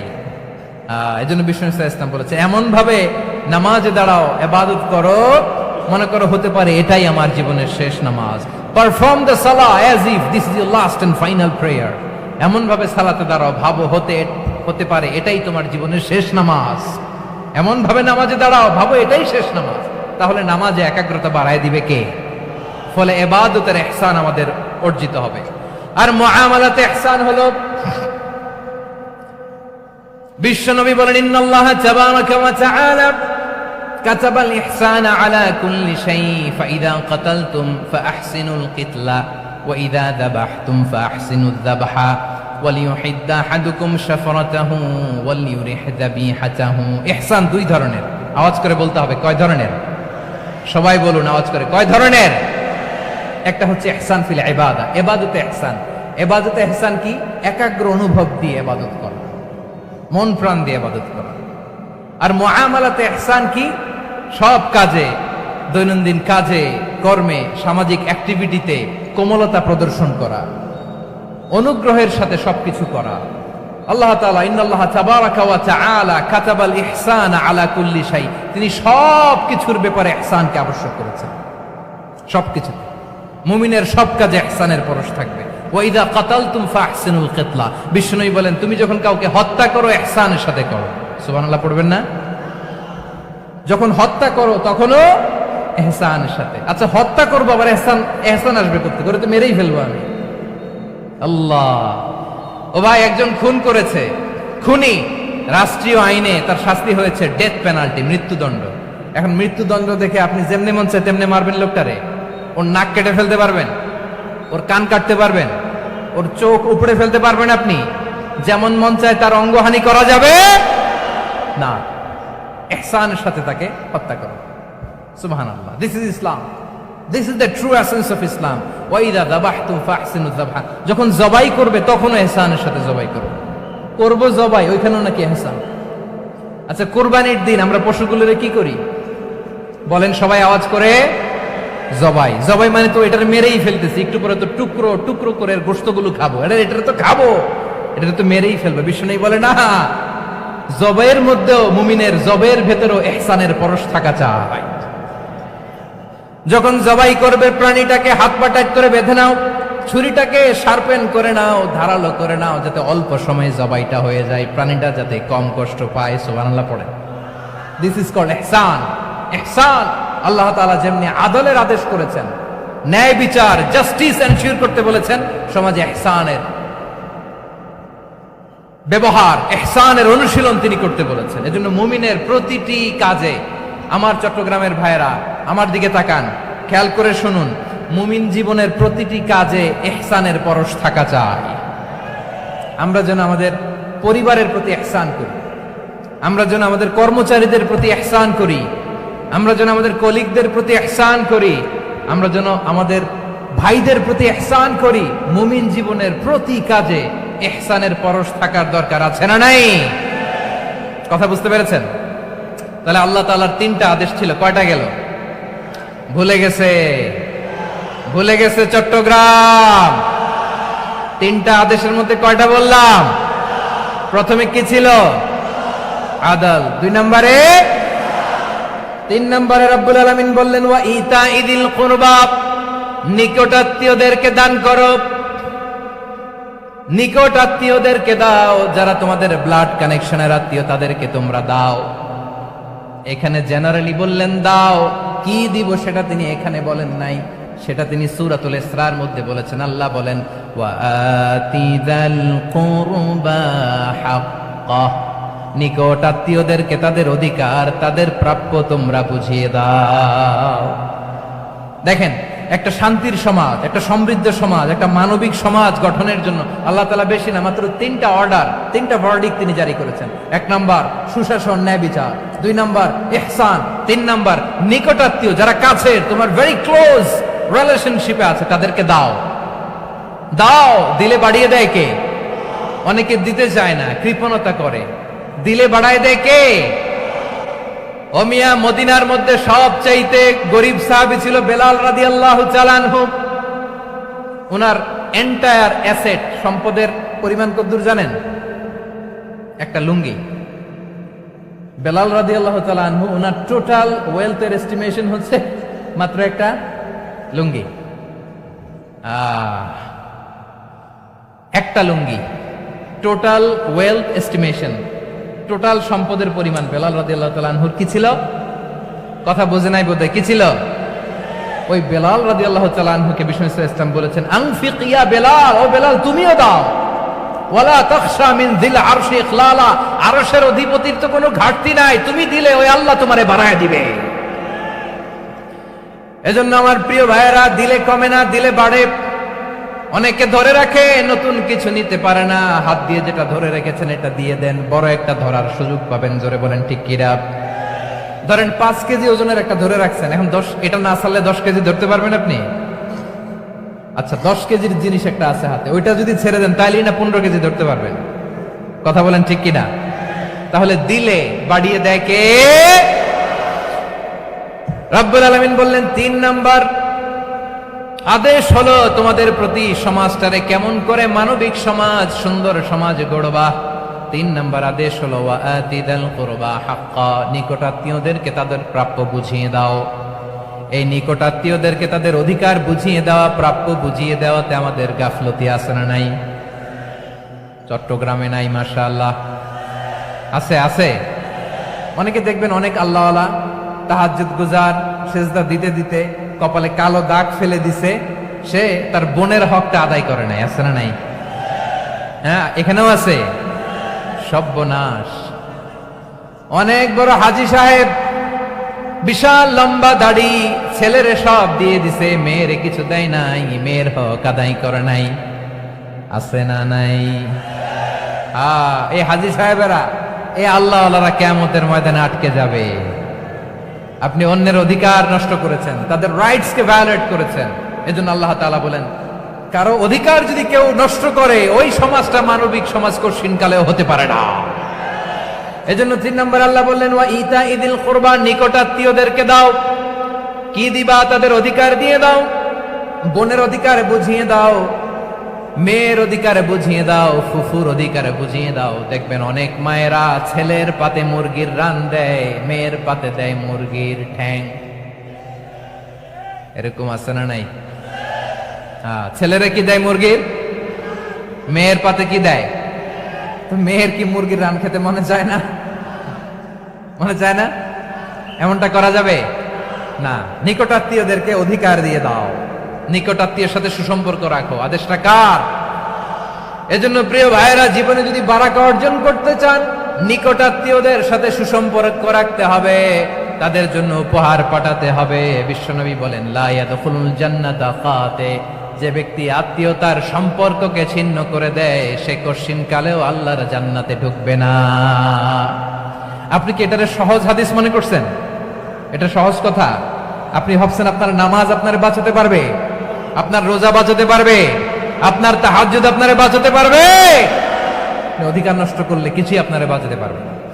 এজন্য নিকট আত্মীয়দেরকে দিতে হবে বেশি বেশি। বিশ্বনবী বলেন, ইন্না সাদাকাতা আলাল মিসকিনি সাদাকা ওয়া আলা যির রাহিমি ইসনাতান সাদাকাতুন ওয়া সিলা। মিসকিনরে দান করলে শুধু দানের সওয়াব হয়, নিকট আত্মীয়কে দান করলে দুইটার সওয়াব হয়। সাদাকার সওয়াব হয়, আবার আত্মীয়তার বন্ধন অটুট রাখার সওয়াব হয়ে যায়। আবার বিশ্বনবী বললেন, মান সাররাহু আইয়ুবসাতা লাহু ফি রিজকিহি ওয়া ইউনসা লাহু ফি আসারিহি ফালইয়াসিল রাহিমা। যে ব্যক্তি তার রিজিকের প্রশস্ততা চায় আর হায়াতে বরকত চায়, সে যেন তার আত্মীয়ের সাথে সুসম্পর্ক রাখে। আমার প্রিয় চট্টলার ভাইয়েরা, আমাদের রিজিক বাড়ুক, এটা আমরা চাই কি চাই না? সবাই চান? হ্যাঁ, আমাদের রিজিকে প্রশস্ততা আসুক, চাই কি চাই না? আমাদের হায়াতে বরকত আসুক, আমরা চাই কি চাই না? এই দুইটা যদি চান, তাহলে নিকটাত্মীয়দের সাথে সুসম্পর্ক রাখবেন। পারবেন? তাহলে সমাজটারে মানবিক সমাজ বানায় দিবে কে? 3টা আদেশ চলে গেল। কয়টা? আওয়াজ করে বলেন। 1 নম্বরে কি ছিল? 2 নম্বরে, 3 নম্বরে নিকটাত্মীয়দেরকে দান। আপনাদেরকে আরো শোনার আগ্রহ আছে? আপনাদের মনোযোগ আছে না গেছে? কষ্ট হচ্ছে না? মাশাআল্লাহ, মাশাআল্লাহ। তাকবীর পড়ুন, লিল্লাহি তাকবীর।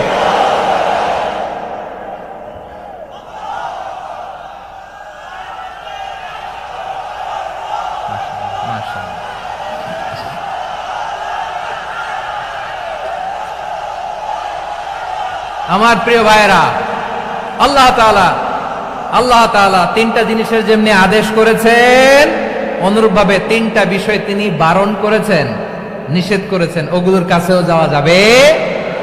শুনবেন। রাব্বুল আলামিন বলেন, ওয়ায়ানহা আনিল ফাহশাই ওয়াল মুনকারি ওয়াল বাগি। আমি যেমনি 3টি বিষয়ে আদেশ করলাম, অনুরূপভাবে 3টি বিষয়ে বারণ করলাম, নিষেধ করলাম। আমার 1 নাম্বার নিষেধাজ্ঞা হলো অশ্লীলতার প্রতি। ফাহশা, ওয়ায়ানহা আনিল ফাহশা। আল্লাহ তাআলা অশ্লীলতাকে নিষেধ করেছেন। কোন জিনিসকে? সবাই বলুন, কোন জিনিসকে? যত ধরনের, যত টাইপের, যত ক্যাটাগরির অশ্লীলতা হতে পারে, সব অশ্লীলতাকে হারাম করেছেন কে? ফাহশা মানে কি? কথায়, কাজে, আচরণে, কমেন্ট, ফেসবুকের কমেন্টসে যত ধরনের নোংরামো আছে, যত ধরনের অশ্লীলতা আছে, এটাকে আরবিতে বলে ফাহশা। এটাকে কি বলে? রাব্বুল আলামিন বলেন, কুল ইন্নামা হাররামা রাব্বিয়াল ফাওয়াহিশা মা যাহারা মিনহা ওয়া মা বাতান। ও নবী, আপনি বলে দেন, আমার রব প্রকাশ্য, অপ্রকাশ্য, স্পষ্ট কিংবা অস্পষ্ট, দৃশ্যমান কিংবা অদৃশ্যমান সব অশ্লীলতাকে হারাম করেছেন। সব ধরনের অশ্লীলতা হারাম, সব ধরনের।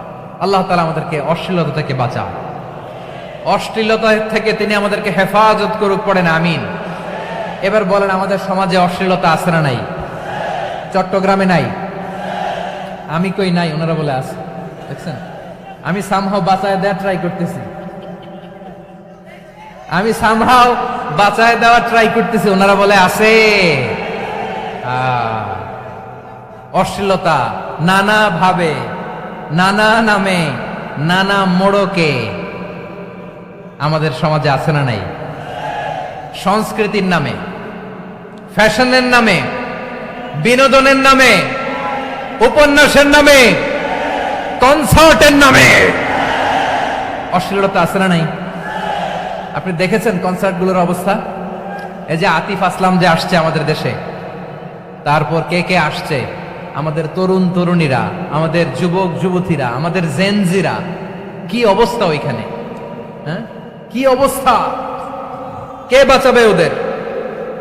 কে রক্ষা করবে ওদের ইমানের, ওদের চরিত্রের হেফাজতের গ্যারান্টি কে দিবে? কনসার্টের নামে অশ্লীলতা আছে না নাই? ছেলে মেয়ে একে অপরকে জড়ায় ধরতেছে, একে অপরকে চুমো খাচ্ছে, প্রকাশ্যে দিবালোকে গণমানুষের সামনে। আল্লাহ তাআলা এই অশ্লীলতা থেকে আমাদেরকে বেঁচে থাকতে বলেছেন, বেঁচে থাকতে বলেছেন। রূপালী জগতের নামে অশ্লীলতা আছে না নাই? এই টার্মটা আপনারা জানেন না? রূপালী জগৎ কি জগৎ? আসলে কি রূপালী জগৎ না অন্ধকার জগৎ? আমার বোনেরা, আপনাদেরকে যে কি বলে তারা বুঝায়, রূপালী জগৎ শুনেই আপনি ভরকে যাবেন না। রূপালী জগতে যে নারী যত বেশি উলঙ্গ, সে নাকি তত বেশি সাহসী। জানেন, বলে এটা একটা সাহসী নারী, খুব সাহসী পদক্ষেপ তার। যত বেশি শরীর থেকে কাপড় নামাতে পারবে, যত বেশি বস্ত্রহীন হয়ে নিজেকে প্রেজেন্ট করতে পারবে, সে নাকি তত বেশি সাহসী। আমার চট্টলার ভাইয়েরা, শয়তানের প্রথমে এজেন্ডা ছিল বনি আদমকে বস্ত্রহীন করা। সে আদম এবং হাওয়া আলাইহিস সালামকে নিষিদ্ধ গাছের ফল খাইয়ে তাদেরকে বস্ত্রহীন করেছে। এই জামিনেও সে আমাদেরকে বস্ত্রহীন করতে চাইবে। এই রূপালী জগতের নামে তারা এটা করে। আমার প্রিয় বোনেরা, আপনি জানেন না আপনার দাম কত। ওরা আপনাদেরকে বিজ্ঞাপনের সস্তা পণ্য বানাতে চায়। ওরা আপনাদেরকে ওদের ভোগের লিপসার টুলস বানাতে চায়। ওরা আপনাদেরকে দিয়ে ওদের খায়েশ পূরণ করতে চায়। এটা আপনাদের জন্য মোটেও ডিগনিটি নয়, এটা আপনাদের জন্য সম্মান নয়। আপনার সম্মান শালীনতায়, আপনার সম্মান হেজাবে, আপনার সম্মান ভদ্রতায়, আপনার সম্মান আপনার ডিসেন্ট পোশাকে। পোশাক বলে দেয় এই নারীটা ভদ্র না অভদ্র। পোশাক বলে দেয় এই মেয়েটা কোন ঘরের মেয়ে। আওয়াজ করে বলেন ঠিক কিনা? আপনি জানেন না, আপনারা এই সস্তা পণ্য বানায়, ভোগের পণ্য, বিলবোর্ডে আপনাকে উলঙ্গ করে উপস্থাপন করে। এই অশ্লীলতার সাথে ইসলামের কোনো সম্পর্ক। এজন্য আল্লাহ বলেন, আমি অশ্লীলতাকে হারাম করেছি। অশ্লীলতাকে হারাম করার প্রথম কারণ হলো এর মাধ্যমে মানবতাকে অপমানিত করা হয়। কারণ মানুষের সম্মান মানুষের পোশাকে। মানুষ যখন পোশাকহীন হয়ে যায়, বস্ত্রহীন হয়ে যায়, তার সম্মান কমে যায়, ঠিক কিনা? অশ্লীলতাকে হারাম করার প্রথম কারণ হচ্ছে মানুষ মানুষকে অপমান করে। একটা নারী, সে তো সম্মানিত, নারী যে কত সম্মানিত নারীরা এটা বুঝেই নাই। বিশ্বনবী বলেন, আর দুনিয়া কুল্লুহা মাতা ওয়া খায়রু মাতা'আদ দুনিয়া আল মারআতুস সালিহা। আমার বোনেরা, 5টা প্যান্ডেলে আপনারা এলইডিতে আমার আলোচনা শুনছেন, আমি জানি। আপনাদের এই গর্ভ যে কত দামি আপনি জানেন না। আপনার পেট থেকেই আসবে আগামী দিনের সালাহুদ্দিন আল আইয়ুবী। আপনার পেট থেকেই আসবে অনাগত দিনের ইমাম মাহদী আল মুনতাযর। আপনার পেট থেকেই আসবে অনাগত দিনের ফয়সাল, ওয়াসিম, মুগ্ধ, আবু সাইদের মতো বীর যোদ্ধা।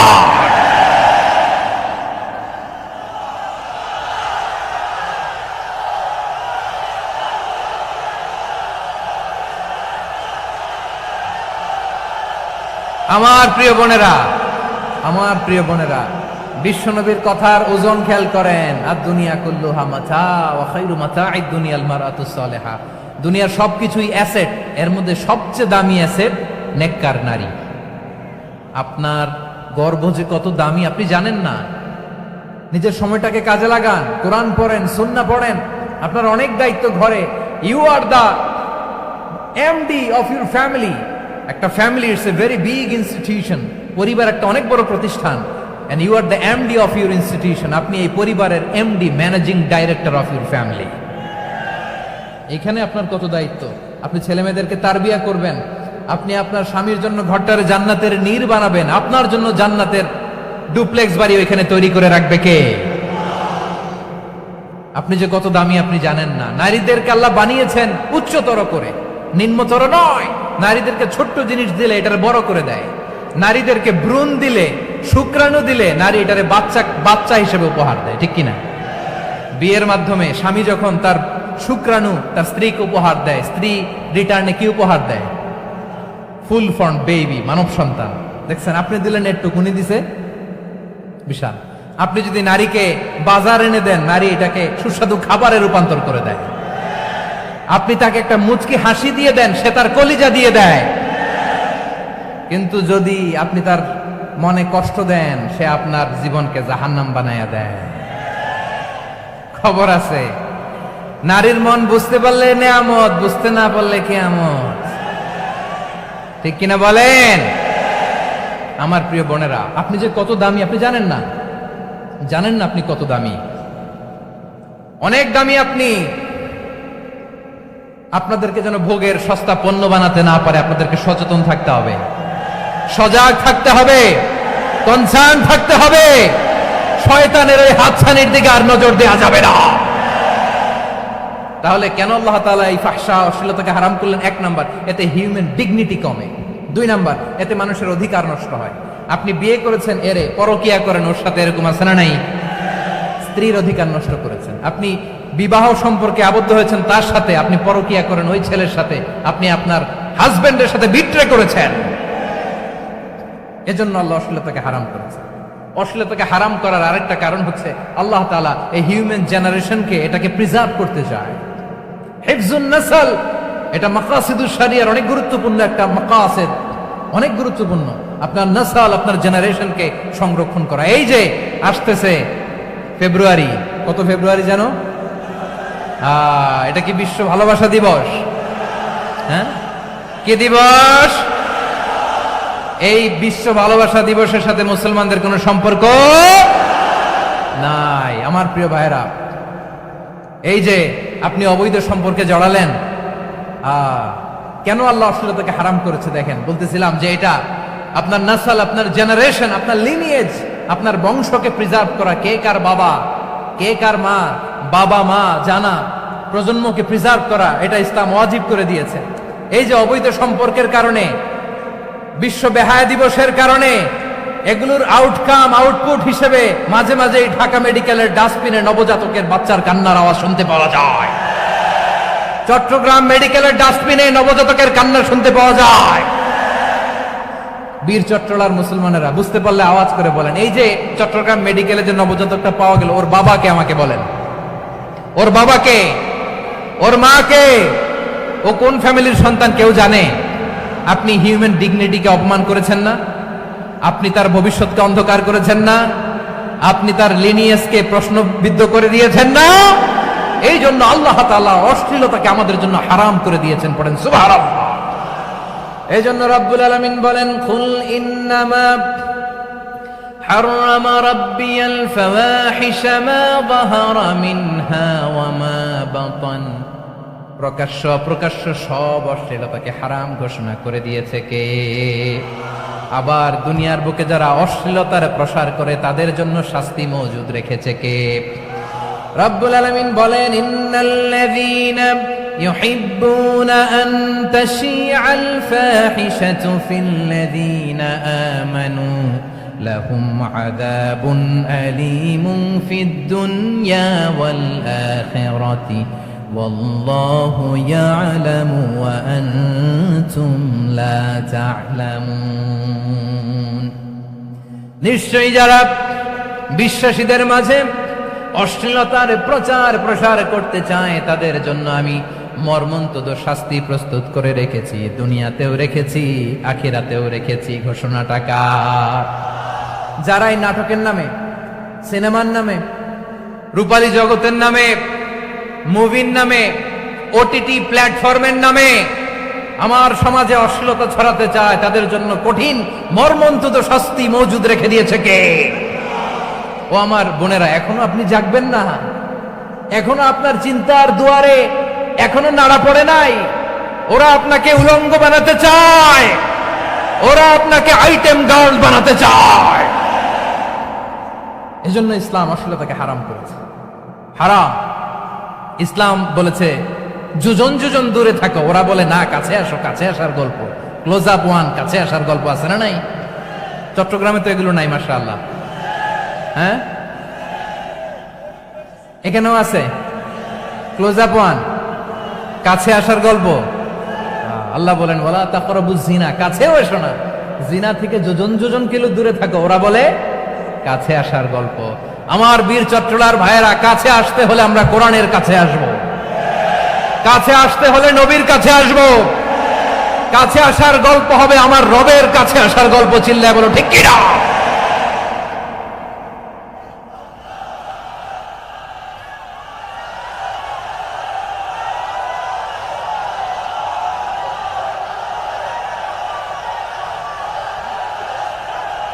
বসুন বসুন আমার ভাইয়েরা।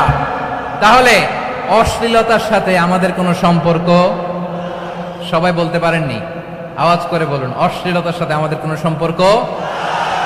আমরা এই সমস্ত ক্লোজ আপ ওয়ান, কাছে আসার গল্পের প্রোগ্রামে যাব? আমরা কোন ধরনের অশ্লীল কন্টেন্ট সোশ্যাল মিডিয়ায়, টিভিতে দেখব? কি যুগ যে আমরা কাটাচ্ছি আপনি কল্পনা করতে পারবেন না। পর্ন ইন্ডাস্ট্রি, নারী পুরুষের বস্ত্রহীন যুগল দৃশ্য, এটাকে দিয়ে ওরা কোটি ডলারের ইন্ডাস্ট্রি বানিয়েছে। পুরো মানব ইতিহাসে এরকম জঘন্য সময় মানব ইতিহাস পার করে নাই। পর্ন এটা ইন্ডাস্ট্রি হয়ে গেছে। আমাদের এই যুবকগুলো, জেনজিগুলো, ওদের চরিত্র বাঁচাবে কি করে? কেমন করে হেফাজত করবে ওদের এই মূল্যবান চরিত্র? আমার প্রিয় ভাইরা, এই অশ্লীলতার দ্য লেটেস্ট ভার্সন হচ্ছে LGBTQ, শরীফ থেকে শরীফা। শুনছেন আপনারা? দেখতে পুরুষ, আসলেই পুরুষ, সুস্থ একজন পুরুষ, 4 সন্তানের বাবা, বলে আমি মনে মনে নারী। দেখতে নারী, সুস্থ নারী, আসলেই সে দিব্যি একজন নারী, বলে আমি মনে মনে পুরুষ। সবচেয়ে ভয়ঙ্কর অশ্লীলতার সবচাইতে লেটেস্ট ভার্সন হচ্ছে এই ট্রান্সজেন্ডারিজম। সুস্থ পুরুষ তার বায়োলজিক্যাল গ্রোথকে হরমোন দিয়ে স্টপ করে দিয়ে সে সার্জারি করে নারী হতে চায়, সুস্থ নারী পুরুষ হতে চায়। পুরুষ পুরুষের প্রতি সেক্সুয়ালি আকর্ষণ বোধ করে, এটা লূত আলাইহিস সালামের কওমের মধ্যে ছিল। এটাকেও আল্লাহ কোরআনে ফাহিশা বলেছেন। ওয়ালুতান ইয ক্বালা লিকওমিহি আতাতুনাল ফাহিশাতা মা সাবাকাকুম বিহা মিন আহাদিম মিনাল আলামিন। লূত আলাইহিস সালাম বললেন, তোমরা কি এমন এক অশ্লীল কার্যক্রমে ডুব দিলে নাকি যেটা গোটা বিশ্বের কেউ কখনো করে নাই, তোমরাই প্রথম করেছো? পড়েন নাউযুবিল্লাহ। এই পশ্চিমের এই রোগ আমার দেশে যেন আসতে না পারে, আমাদের সজাগ থাকতে হবে। প্রিয় ভাইরা, চিল্লায় বলেন ঠিক কিনা? পশ্চিমের অবস্থা ভয়ঙ্কর। পাশ্চাত্যে, আমি যুক্তরাষ্ট্রে ছিলাম অনেকদিন, কয়েক মাস, বিভিন্ন স্টেটে ঘুরেছি। গার্ডিয়ানরা উদ্বিগ্ন, ছেলে মেয়েদেরকে, ছোট্ট ছেলে মেয়ে, ওদেরকে জিজ্ঞেস করে, তুমি how do you feel right now inside yourself? তুমি ভিতরে ভিতরে কেমন ফিল করো? তোমার কি ছেলে ছেলে লাগে না মেয়ে মেয়ে লাগে? আচ্ছা বলেন, এই ছোট্ট বাচ্চাটাও কি এগুলো জেন্ডার অ্যাসাইনমেন্ট বলতে এগুলো কিছু বুঝে? এইভাবে মিসগাইড করা হচ্ছে। কৌতূহল বশত ছোট্ট ছেলে যদি বলে আমার তো মেয়ে মেয়ে লাগে, তখন বলে যে না তুমি মেয়ে, ছেলে না। মা বাবা বাধা দিলে ওকে আলাদা গভর্নমেন্ট হাউসে নিয়ে যায়। ভয়ঙ্করতম অবস্থা। আমরা একটা সময়ে শুনতাম যে হুজুর আমার ছেলেটা খুব ভালো, হাফেজে কোরআন, আল্লাহওয়ালা। হুজুর আমার ছেলে দাড়ি রাখছে, আল্লাহওয়ালা। হুজুর আমার ছেলে 5 ওয়াক্ত সালাত জামাতের সাথে পড়ে, তার মানে আল্লাহওয়ালা। পশ্চিমে যে আমি কি শুনছি জানেন? ওরা বলে হুজুর আমার ছেলেটা ইউনিভার্সিটির একটা মেয়ের সাথে প্রেম করে, ও খুব আল্লাহওয়ালা, হুজুর দোয়া করবেন। এর কারণ ওদের কাছে আল্লাহওয়ালার ক্রাইটেরিয়া হচ্ছে হুজুর আমার ছেলেটা আরেক ছেলের পছন্দ করে নাই, আমার মেয়েটা আরেক মেয়েকে ভালোবাসে নাই, এজন্য আমার ছেলেটা আল্লাহওয়ালা হুজুর ওর জন্য একটু দোয়া করে দিয়েন। কি চ্যালেঞ্জ ওরা ফেস করতেছে। ওনার ছেলে যে আরেক ছেলেরে বিয়ে করবে না, এটাতেই উনি খুশি যে আলহামদুলিল্লাহ আমার ছেলেটা একটা মেয়েরে ভালোবাসে, আমার মেয়েটা একটা ছেলেরে ভালোবাসে, মানে এটা খুব আল্লাহওয়ালা। নাউজুবিল্লাহ পড়তে পারলেন না? এজন্য অশ্লীলতার সাথে আমাদের কোনো সম্পর্ক।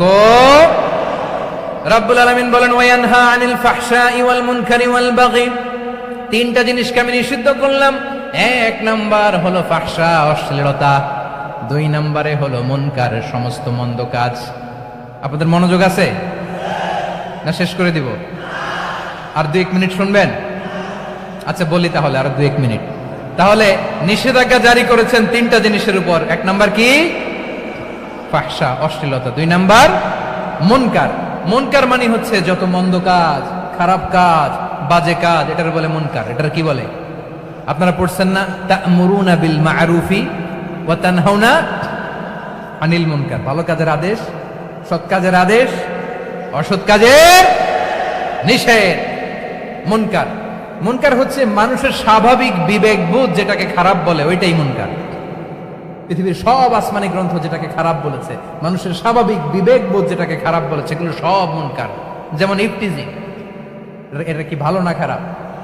মজুদদারি, খাদ্যে ভেজাল দেওয়া, ওজনে কম দেওয়া, মাছে ফরমালিন মিশানো, চাঁদাবাজি, টেন্ডারবাজি, দখলবাজি, এগুলো আমাদের স্বাভাবিক বিবেকেই বলে এগুলো খারাপ, এগুলো হচ্ছে মুনকার।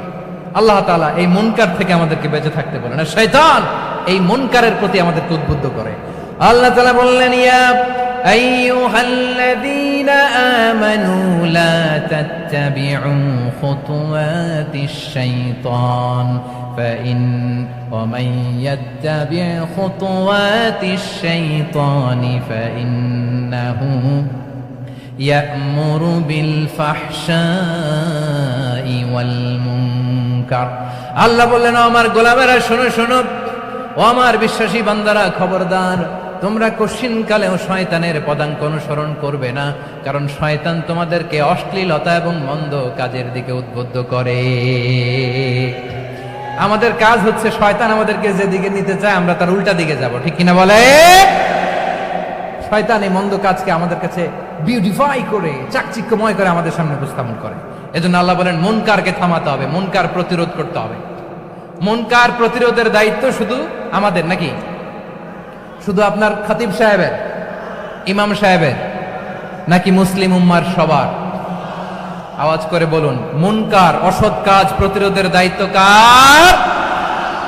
রাব্বুল আলামিন বলেন কুনতুম খায়রা উম্মাতিন উখরিজাত লিন-নাসি তা'মুরুনা বিল মা'রুফি ওয়া তানহাউনা আনিল মুনকার।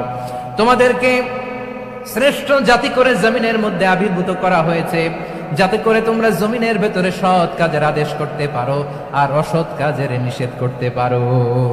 উম্মাহ কুনতুম খায়রা, তাহলে গোটা উম্মার দায়িত্ব, এটা বুঝতে পারছেন তো? আচ্ছা, আরো নিচে আসেন। এরপরে আল্লাহ বললেন শুধু উম্মাহ না, এই জমিনের রাজত্ব আমি যাদের হাতে দেই, এই জমিনের মালিক আমি যাদেরকে বানিয়ে দেই, যাদেরকে আমি সরকারের দায়িত্ব দেই, তাদেরকেও মুনকার প্রতিরোধের দায়িত্ব দিয়েছে কে? আল্লাহ বলেন যারা ক্ষমতার মসনদে বসেছে তাদেরকে 4 দফা কর্মসূচি আমি আল্লাহ দিলাম। আওয়াজ করে বলেন কয় দফা? আল্লাহ বলেন আল্লাযীনা ইম্মাক্কান্নাহুম ফিল আরদি আকামুস সালাতা ওয়া আতাউয যাকাতা ওয়া আমারু বিল মা'রুফি ওয়া নাহাউ আনিল মুনকার ওয়ালিল্লাহি আকিবাতুল উমুর। যারা এই জমিনের উত্তরাধিকার হয়েছে তারা 4 দফা কর্মসূচি নিয়ে সামনে আগাবা। সালাত কায়েম করবা, যাকাত আদায় করবা, সৎ কাজের আদেশ দিবা, অসৎ কাজ থেকে মুনকার প্রতিরোধ করবা। আদেশটা কার? আমার প্রিয় চট্টলার ভাইরা, পুরো উম্মার দায়িত্ব মুনকার প্রতিরোধ করা, সরকার প্রধানের দায়িত্ব মুনকার প্রতিরোধ করা। এরপর আল্লাহ বলেন প্রতিটা ফ্যামিলির যিনি প্রধান সিইও বাবা, প্রত্যেক বাবারও দায়িত্ব এই মুনকার প্রতিরোধ করা। আওয়াজ করে বলেন ঠিক কিনা? যেমনটি সাইয়েদনা লুকমান আলাইহিস সালাম ওনার কলিজার টুকরা সন্তানকে আদেশ করেছেন, ইয়া বুনাইয়া আকিমিস সালাতা ওয়া'মুর বিল মা'রুফি ওয়ানহা আনিল মুনকার। পড়েন সুবহানাল্লাহ। বাবা ছেলেকে সবক দিচ্ছে। কে সবক দিচ্ছে? কাকে? লোকমান আলাইহিস সালাম ছেলেকে বলতেছে, ওরে আমার কলিজার টুকরা সন্তান, ওরে আমার বাছা, নামাজ কায়েম করবা, সৎ কাজের আদেশ দিবা, আর মুনকার প্রতিরোধ করবা, অসৎ কাজ, সমাজ থেকে খারাপ কাজকে ঝেঁটে বিদায় করে দিবা। তাহলে দেখেন, আমি স্টেপ বাই স্টেপ নামলাম। পুরা উম্মার দায়িত্ব, জমিনের উত্তরাধিকারী আল্লাহ যাদেরকে বানিয়েছেন সরকার, তাদের দায়িত্ব, প্রতিটি ফ্যামিলির প্রধানের দায়িত্ব, এরপরে বিশ্বনবী বলেন সচেতন প্রতিটি মুসলিমের দায়িত্ব সমাজ থেকে মুনকারকে উৎখাত করা। বিশ্বনবী বলেছেন, মান রাআ মিনকুম মুনকারান ফালিয়ুগাইয়িরহু বিয়াদিহি ফাইন লাম ইয়াস্তাতি ফাবিলিসানিহি ওয়া ইন লাম ইয়াস্তাতি ফাবিকলবিহি ওয়া যালিকা আযআফুল ঈমান। সমাজে যে মুনকার দেখবে, খারাপ কাজ দেখবে, সে যেন হাত দিয়ে সেটাকে থামায়। কি দিয়ে? আপনাদের তো হাত নাই না? হাত আছে, হাত আছে। ওরা যেই হাত দিয়ে অন্যায় করে ওইটা প্রতিরোধের জন্য আমাদেরও হাত আছে না নাই?